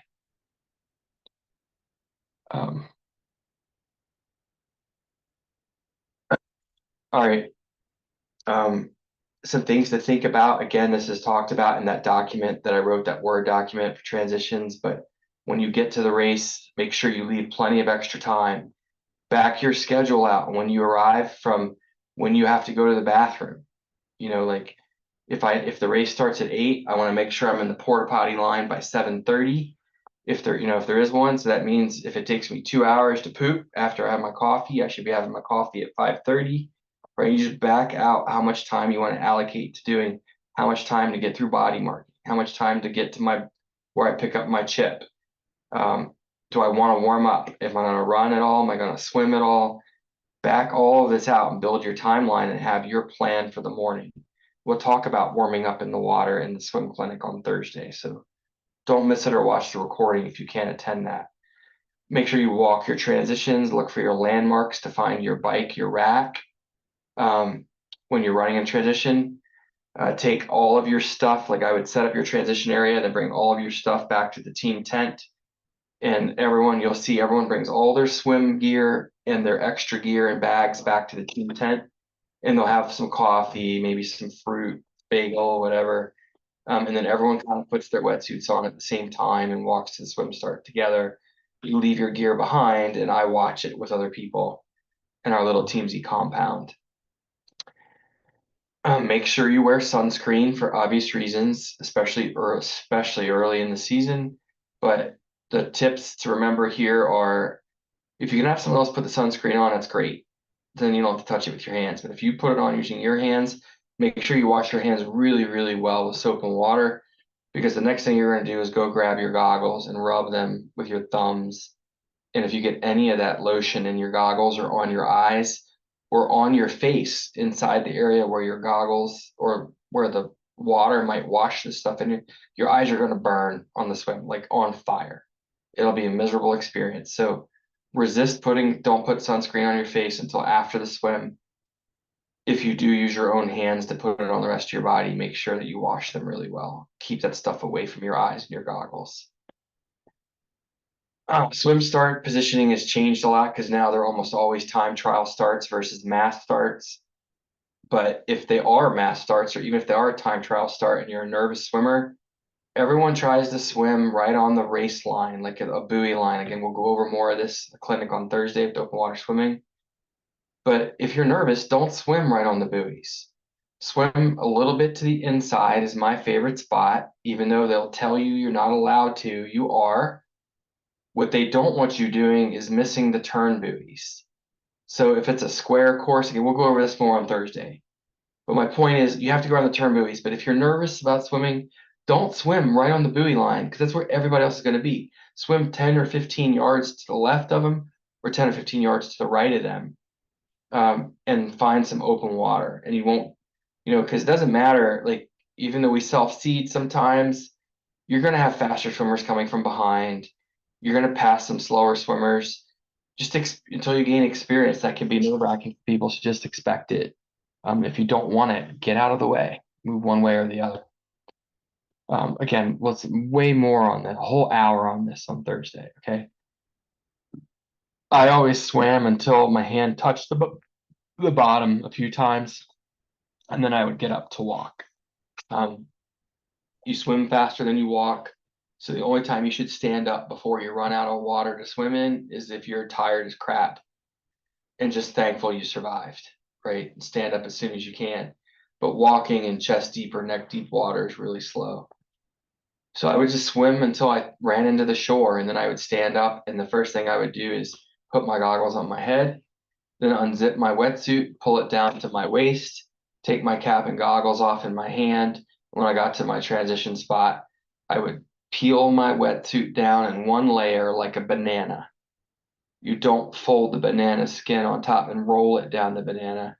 If you do that on your body, it's like a Chinese finger trap. When you get to the bottom, like you can't get your foot out of it. So peel it over one layer, and then again, we can practice in person, pool deck, whatever, but I would then stand up when it's almost like below my knees, and I would just start lifting one knee up to the other and just stepping on it, and take my thumb, push my thumb down behind my ankle and just slide it over my heel. Practice it a couple times at home, but just don't fold it over on top of itself, or it's gonna become so tight you'll be trapped. Walk if you have to from the swim exit to the bike. If you're near anaerobic, walk. Don't race. Stay aerobic. You will make up more time on your bike if you do not go anaerobic, because you'll be able to get right to speed. If you run through transition, only do it if you're aerobic. If you're out of breath, slow down, walk, save it, because if you're anaerobic for 3, 4, 5, 6, 8 minutes getting through transition, when you get on the bike, you're basically just limping. You can't ride hard until you recover. It's hard to recover when you're trying to ride a bike and exercise. So stay aerobic, do whatever it has to. And then when you get on your bike, you can go right to speed. And again, being aerobic, you don't have to recover and ride at slower paces. So taking your time through transition is the right thing to do, so that you can get on your bike and haul ass right away. Okay. I would, coming out of the water, sometimes people are tempted to drink a lot, especially if you're racing salt water or something nasty. But I would suggest you just rinse your mouth out and spit, maybe a little sip. But remember that there's demands on your body that are related to blood. When you're standing up and all your muscle groups, now your blood's in your torso helping you recover, blood's in your legs to drive that you're now running to transition. You also need blood in your stomach to digest and absorb food. So you're trying to limit the amount of resources required to keep your heart rate down. So wait until you've settled down from the transition, settled into your bike, you're in the right zone at the right cadence, and able to then start sipping and eating slowly without the heart rate spiking. If you eat or drink too much when you're in or near a threshold or at that limit, it's likely you get that stomach ache and either get the runner poops or you throw up or something. You could literally just get that tummy ache and throw up. So be careful. When you're taking your wetsuit off at the bike, if you're dizzy at all, sit down. First thing I would do after taking off my wetsuit is put my helmet on always. The last thing I would do when I get off my bike is take my helmet off before the run. I'd rather see you forget to take your helmet off and start the run with it on your head. But the helmet's important for safety reasons, but also the chin strap, and don't get penalties. Don't get in a hurry and forget your helmet. So helmet on first, then everything else, bike shoes, all that stuff. Unless you're changing your shirt, obviously. Then walk or run your bike to the mountain line. If you are being aggressive and fast, who cares where you are? Get on your bike and go fast. if you're gentle and being slow and cautious or tired and anaerobic and trying to be patient, move to the sides so you let faster athletes zoom by you and get on the course and ride. If you're gonna like take your time, straddle your bike, stretch a little bit, adjust things, make sure you're off to the sides and you make room for other racers. Again, wait 5 or 10 minutes to start eating and drinking, and then sip and eat small pieces. Don't try to eat the whole power bar at once. Like my race strategy for nutrition was 1 power bar, 1 goo, 1 bottle of Gatorade, and 1 bottle of water per hour. I wouldn't always get through the Gatorade and the water, but I always had the 1 power bar and the 1 goo and a good amount of the Gatorade if not. So I would alternate and I would just take, I don't like eating when I was racing hard, especially short course stuff. My power bar was in little tiny pieces. I mean, so small I didn't chew them. I would just put them in my mouth and wash it down with water. Little tiny pieces. Because I just didn't want to eat, and it was a constant battle for the whole hour. I just little piece, little piece, little piece until it was all in there. Your strategy is going to be different. Make sure you gain experience and build one. But so as you start to get near the end of the bike, consider stretching. Stand up on your pedals, drop your heels to stretch your hamstrings, your calves. So you're coasting on a downhill or a nice flat section of road. Just start stretching a little bit. Stretch your back. Get ready to run. Like help your body start to get ready to run. And when you come back, you'll see that dismount line again, and there'll usually be a volunteer there saying, dismount ahead, dismount ahead. You have to get off your bike before the dismount line. You cannot ride your bike across it. You cannot ride it in a transition or you'll get in a lot of trouble. So get off and make sure that you walk or run. The same as the start line, mount line. At dismount line, do not sit in the middle of the road and just take your time. Because there will be guys and girls coming at 25 miles an hour who do Superman leaps off their bike and just go into dead on sprints right into transition, where the bulk of the field is a little bit more laid back. But my point is just get to the sides if you're not going to be going super fast. Run start, when you first start running, you're going to want to keep your stride super short, like baby steps, and your legs are going to feel like jello. It happens every race, every time. You'll start to feel better after a half a mile, mile and a half, never usually much longer than that, or 2 miles. You'll know because you'll start to feel like yourself again when you're running. Until you feel like yourself, don't try to sprint. Maintain your effort level, keep your heart rate in check until you start to feel better. You can start to lengthen your stride and add some speed, but be patient with it. And don't forget your race number. All right, nutrition. Again, another clinic on Sunday. I'm just gonna hit some high notes here and skip the next couple slides because Becky's gonna go over it in more detail, but I wanted the bullet points here so you have a resource manual reference in 3 different spots. I would always get up and eat at least 3 hours, if not 4, before my race. So racing a 7 a.m. Ironman start, and I was next door to a Denny's. I'd be sitting there at 3 a.m. having a grand slam. Bacon, sausage, all of it. It's just my thing. I just want my comfort food. But 4 hours before the race allows me time for my stomach to empty. But all those calories are in my body and they're topping off my tank for the day. I would eat and go back to sleep.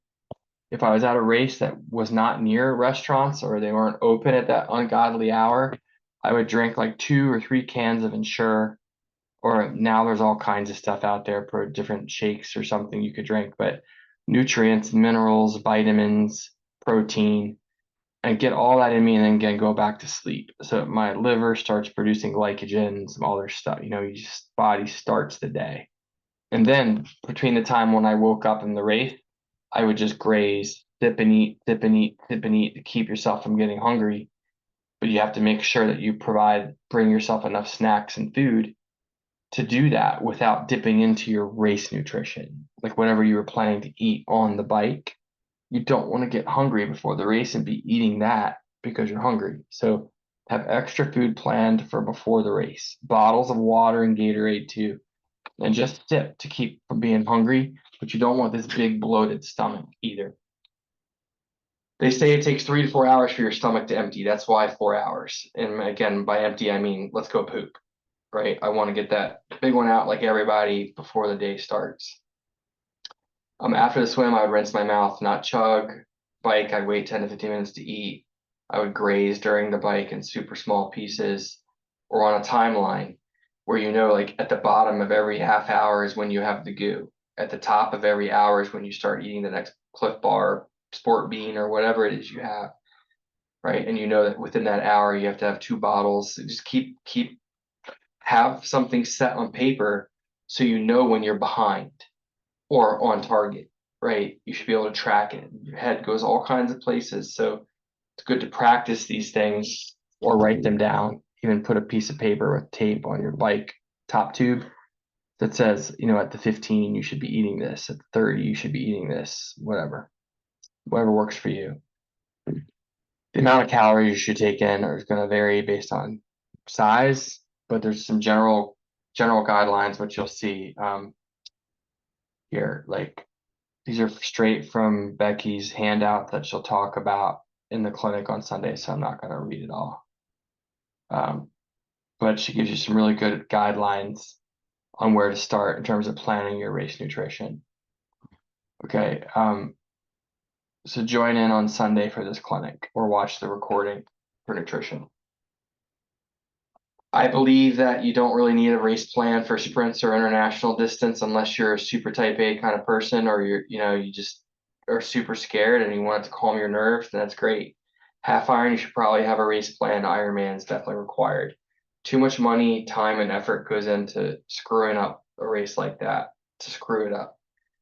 Sprint distances, while they're still important, it's not like you spent $1,000 on an entry fee, another couple thousand on training, nutrition, and food, and so it just depends the type of person you are, and if you're super type A or nervous, I would encourage you to build a race plan, and they would include goals, nutrition plan, mental training plan, race plan, and timeline. Race plan is what time do I get there? What are my packing lists? What do I do in what order? And you have a timeline literally so that you are on track and you don't get caught running out of time before the race starts without having the chance to go to the bathroom or whatever it might be. Packing lists are critical, right? Coming up with one sucks. Coming up with a race plan sucks, but you should use ones that are out there already and just tailor them to your needs. Makes it a lot easier. I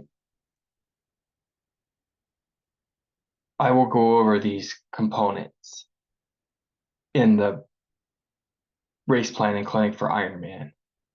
All right.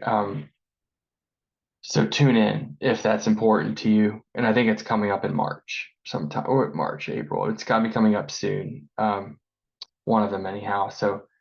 But anyway, let me know if you have questions about these. Mental training plan is basically literally just a cat out of the bag. It's what makes you nervous?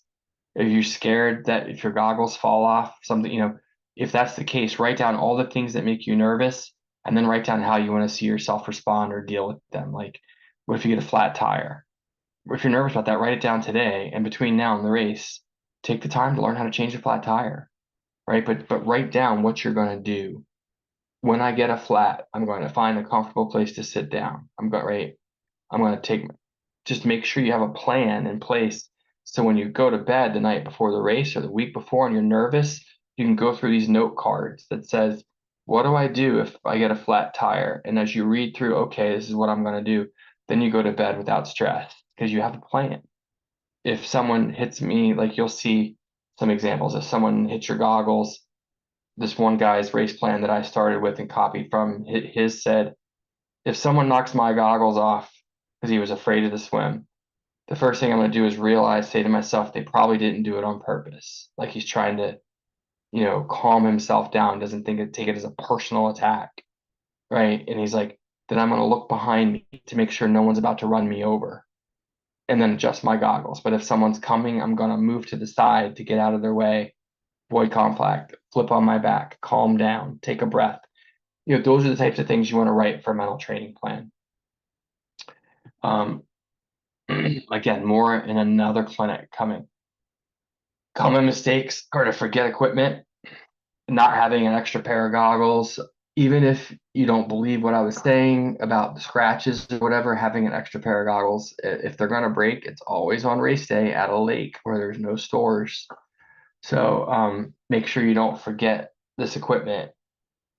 Have a nutrition plan. Know when you're going to eat that nutrition on the bike, when you're not going to eat it. Big mistake not bringing pre and post race food. I take care of that for you with Team Z if you race at our events because we got our trailer there. But if you're racing on your own, don't ever forget to take enough food for before and after the race. Not your race food, something else that you can eat before and after. Always dress 3 layers warmer in my mind. Even if it's a 60-degree morning, wear the sweatshirt, the fuzzy socks, warm UGG boots or whatever. Extra effort to keep your body warm because that at 98 degrees, when it's 60 degrees outside, your body starts to burn calories to generate heat to keep you warm. That's what shivering and all that stuff is, and it's calorie burn. Do it for your body. Let it save the energy. So wear a ski cap, ski gloves, whatever it takes to stay extra warm before the race. And then don't forget warm, comfy stuff for after. Biggest mistake you'll make is forgetting a clean pair of underwear, fresh pair of dry socks, and your favorite softest slippers or shoes that you could take off after your feet are killing you, after your race ends. If you want to wear something warm to the swim start, like an old pair of socks and a $2 pair of flip-flops from Kmart or something like that, right? You can wear and just throw them in the trash at the swim start and not worry about getting them back. But at a Team Z race, we normally send somebody with a trash bag and they collect everyone's shoes and bring them back to the tent, and we'll put them on the tarp for you to collect after the race is over. Again, we talked about the wetsuit. Make sure you buy one in advance, bring it to the pool, and let us help you with it. Okay.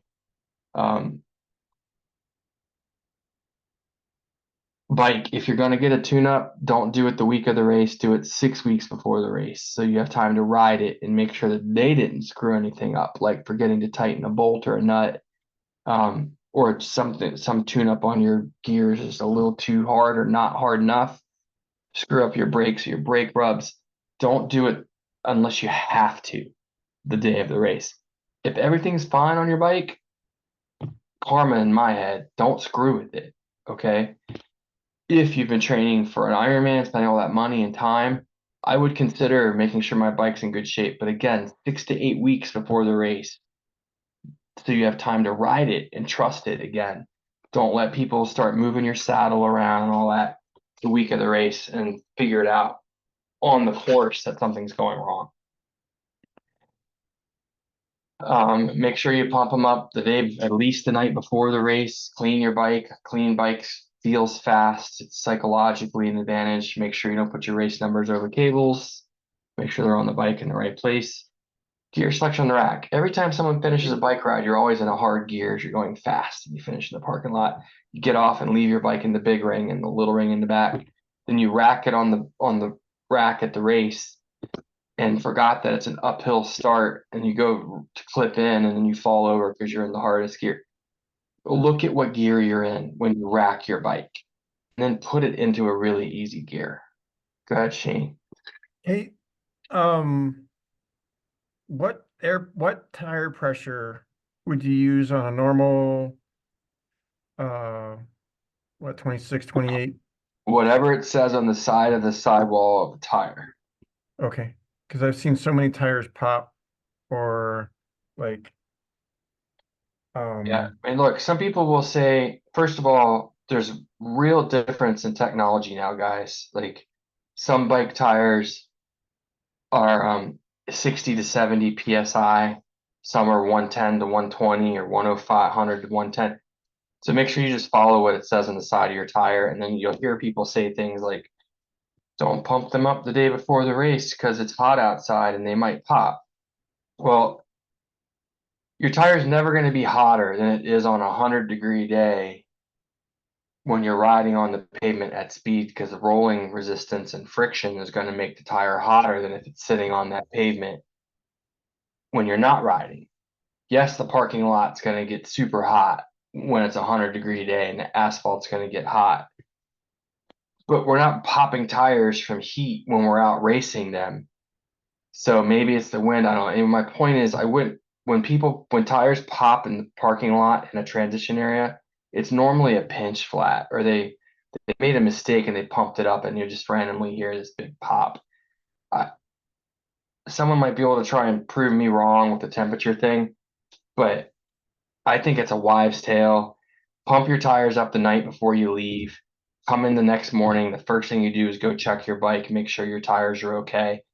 A lot of times, if your tires do pop at an Ironman, a race where you have to rack your bike the night before, only at Ironmans and half Ironmans. Never happens at these kinetic races. So you can always pump those tires at the morning of. You don't have to worry about it.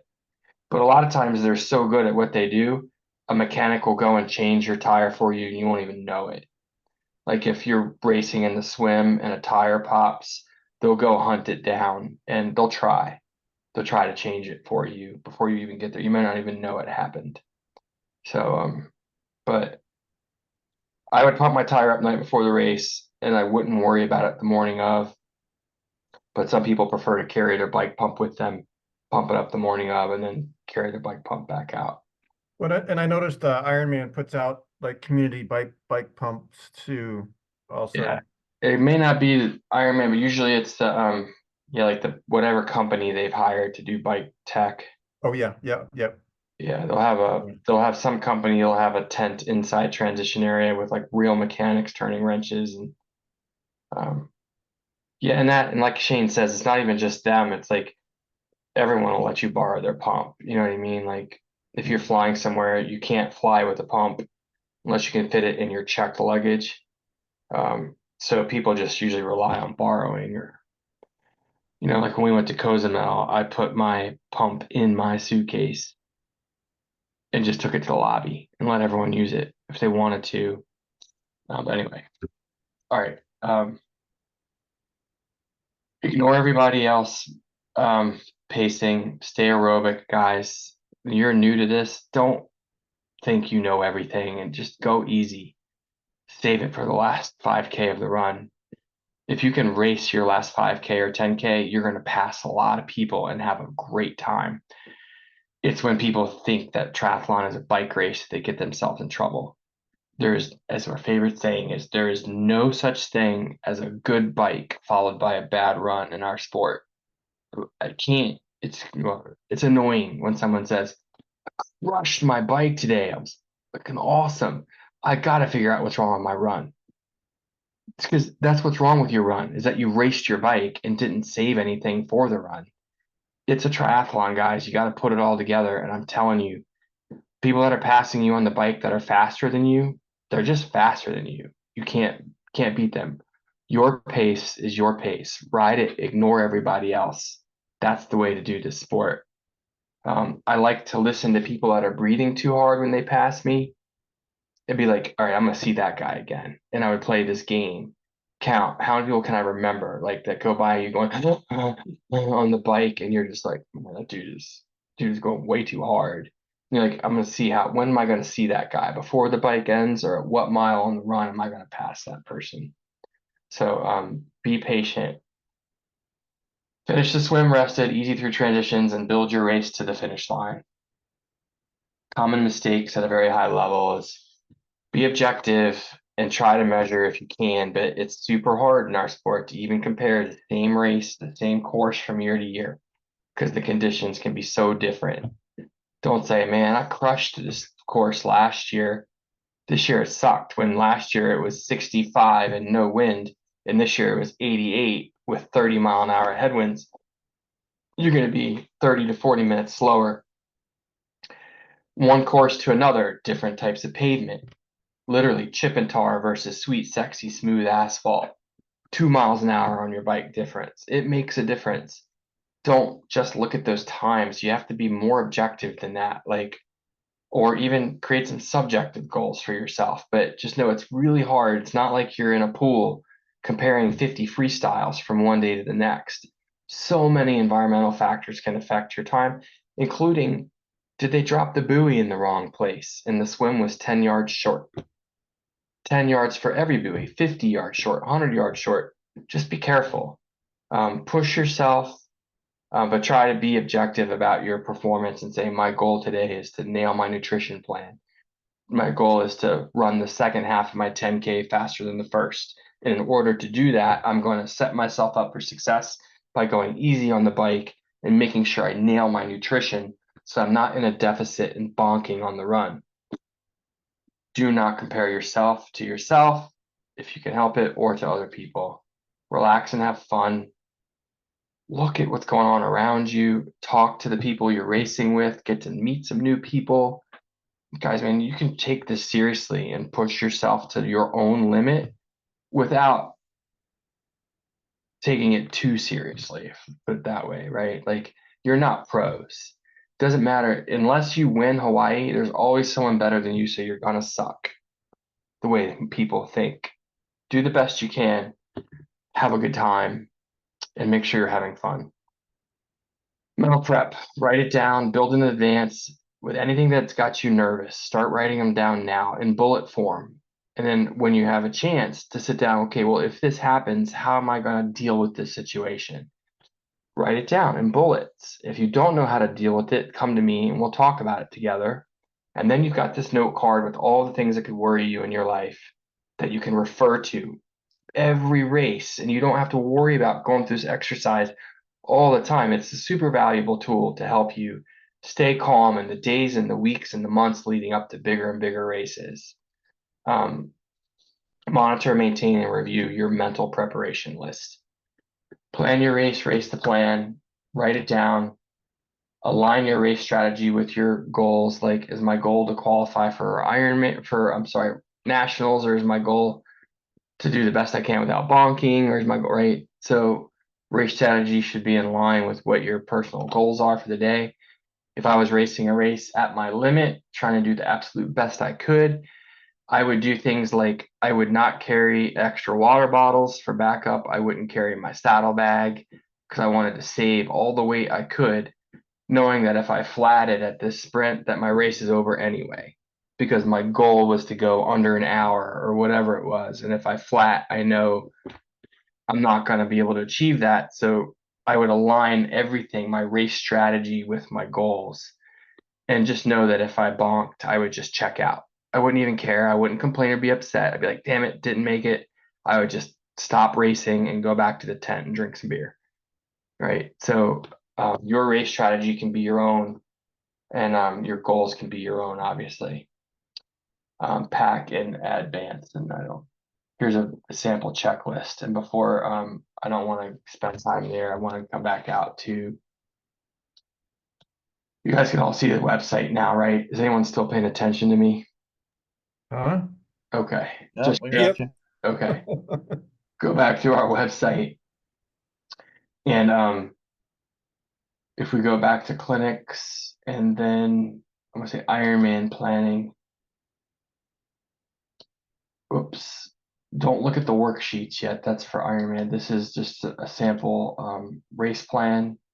A couple of them here. Like this, guys, is the one that, again, my first coach gave me. So this thing is like literally 25 or 30 years old. 25 years old about at this point. And this guy's nutrition plan, again, remember, this is old, so we didn't have goos. We called them squeezies back then, because we would fill our own squeeze bottles with whatever we were putting in it. They literally didn't have a product yet. So squeezy. So you get it. This guy's got a timing for when he eats. 1 ounce squeezy, 1/3 bike bottle of water. And I like this. It's too detailed for me. For some people on our team, it's not too detailed. And if you have to write this on a small piece of paper, like a crib sheet, tape it to your top tube, just to remember. And if you miss one, you don't have to make it up. You just pick up with what the next level. If it's not a lot, maybe you can make it up, but your body can only absorb so much in an hour. Learn more of the nutrition clinic. So if you build a plan that says, I can only absorb this much in an hour, and you miss a couple, you can't just pile that on top of what you're now eating and what you're going to eat. and expect to not get a bloated stomach eventually. You will. So whenever you get the bloat, when you're racing and your stomach hurts, you feel like you're gonna throw up, you got to stop eating, even stop drinking. Just take sips of water, stay away from Gatorade and everything else until you get hungry again. Because people will tend to overeat more than undereat, especially at the half and full iron distance. If your stomach gets like that, slow down the food until you get hungry or you're not bloated anymore. You keep piling food on there, I mean, your body just can't absorb it. It becomes like sludge in your stomach. You know, you think back to biology class and you're absorbing osmosis, where you're absorbing stuff through the cell walls, and it takes water to do that, water and electrolytes. And if you have too much water and not enough electrolytes, let's say that outside the cell wall there's more salt, it's going to draw water out of the cells. You want balance so that the water anyway, you get my point. You got to have a plan. If you miss something, just skip it and pick up with the next. If you miss a lot, like let's say you bonk or you drop a couple bottles or you realize you didn't eat for a whole hour. If you're out there for Ironman, you can recover from that. But in order to do that, you have to slow down. You have to just realize, all right, I effed up my nutrition. If I continue at this pace, I am going to bonk. I know what's going to happen because I'm behind. So slow down and catch up. Slow your pace down, drop your heart rate, stop burning calories. Anyway, so have a plan, and it's easier to manage your day if you have a plan. Sprint distance, I wouldn't care so much about this. Olympic distance, maybe not either. Packing lists for everybody, but some of this stuff can be a little intense. But when you're training for Ironman or half Ironmans, it's worth it. You spend too much money and time to get ready for them. So if you need help figuring this out for you, like all this stuff, you could hire Rebecca for just a couple $100 and have her help you figure it out, tell you when to eat what. Once you believe it, it helps. Now, this is his carb loading plan before the race. Here's his mental training plan. What happens if if he doesn't like his swim time? How does he want to see himself respond? I really liked this guy's approach. Getting heavy legs, slow down, scoot up on the seat, stay aero and spin, facing headwinds on the bike. Pretend I'm an eagle flying through the air. I mean, it sounds like a joke, but these things help. You know, when you do a race one time and the headwind gets in your head, like it's loud and it can really screw with you mentally. If you didn't like how that worked, then the next time you race, you add this to your mental training plan. What happens if things go to shit and I get all negative because of the conditions? So you can add this and you can see he's got all his different, he keeps adding full bladder. What does he do? And here's his race plan. Before the race, get body markings, turn in special needs bag if there was one, pump tires, check gearing. Did he rack his bike in the right gear? Reset his odometer. We don't have those anymore, but yeah, we used to have that, right? Go rest in your room if he has time, right? Warm up. What is he going to do on the swim? Where does he want to swim from? Again, you could just whatever. Everyone's going to be different. Exit the water, remove wetsuit, pull on socks and shoes. So he visualizes this. It's a great race plan. And then he's got a checklist down here. I would suggest that you make your checklist not just race day stuff, but what you need when you go on vacation or when you're going away for the weekend. Do you have special foods that you like that you can only find at the Harris Teeter down the street here? Because, well, they certainly don't have a Whole Foods in Rock Hall, Maryland. I can promise you that. So if you need something special, a yogurt or a probiotic or whatever it is, don't expect to find it where you're going. Take it with you and put it on your list.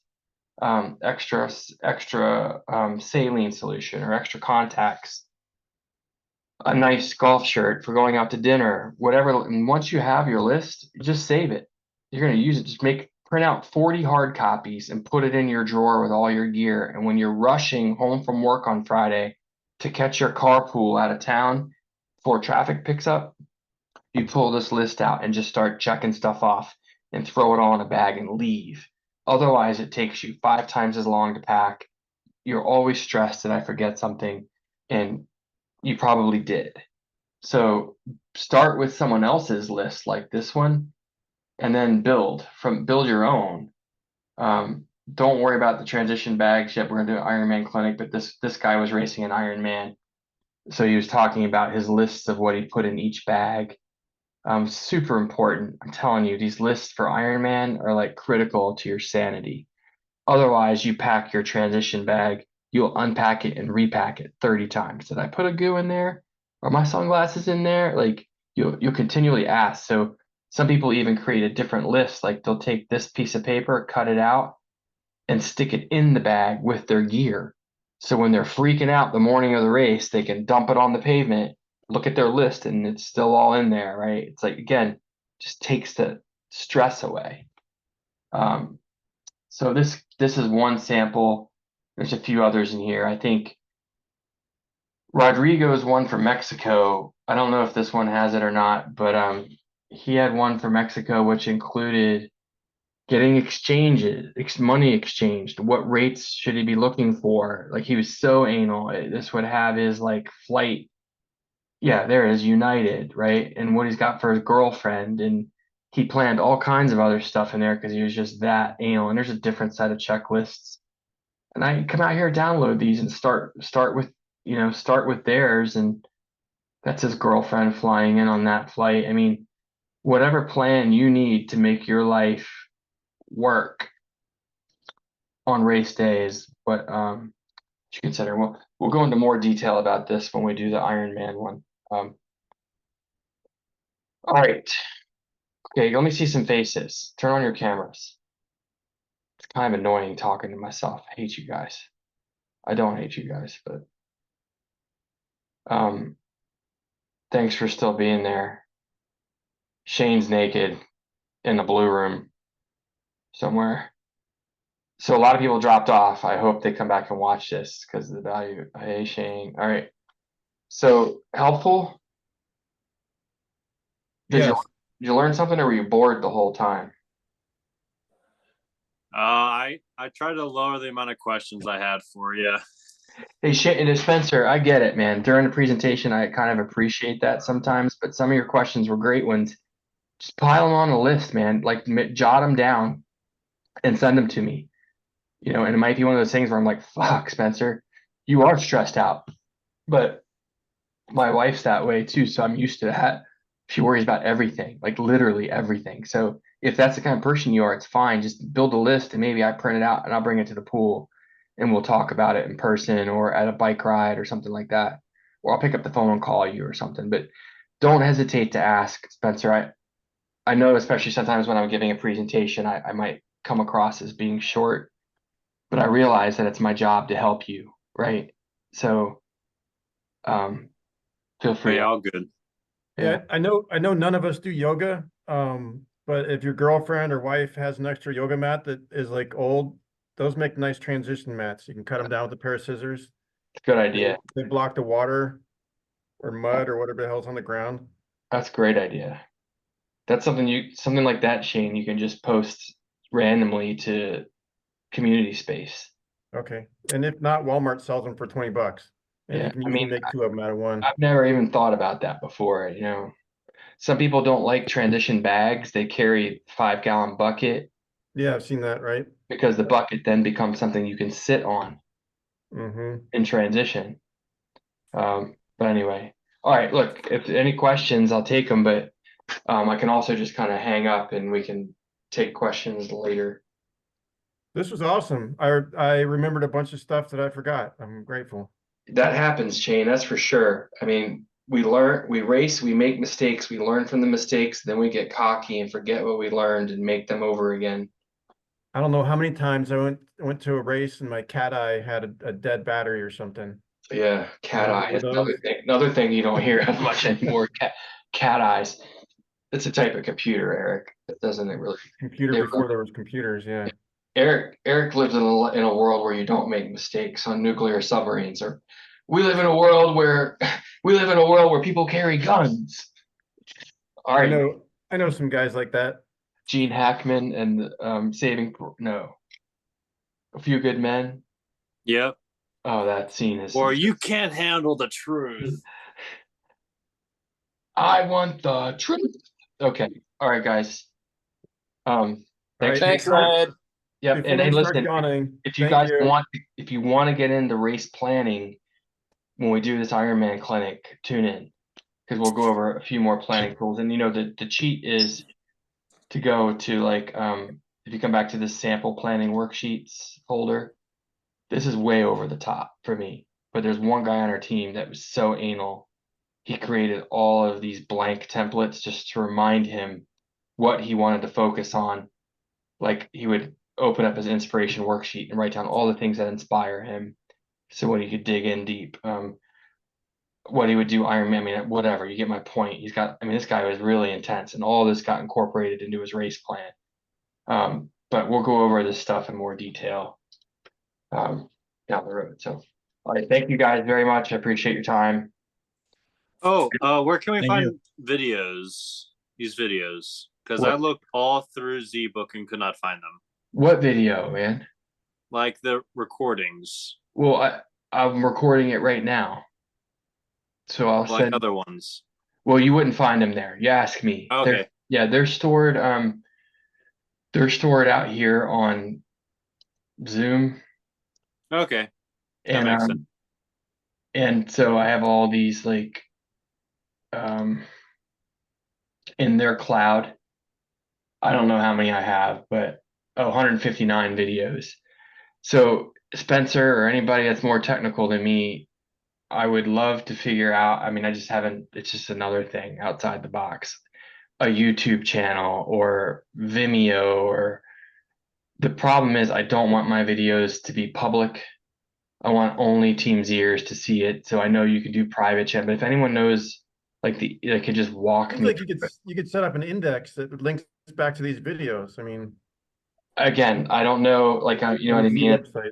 Yeah, it's one of those deals where what I'd like to do is make sure I have a really good one and save it and make it accessible so you guys could all find it. But Spencer, in the meantime, just ask me and I'll send you links. Okay. Sounds good. Gotta be- Thanks, Ed. All Gotta be right. some kind of app between the two. All right, thanks. All right. Have a good night. Good night. Bye.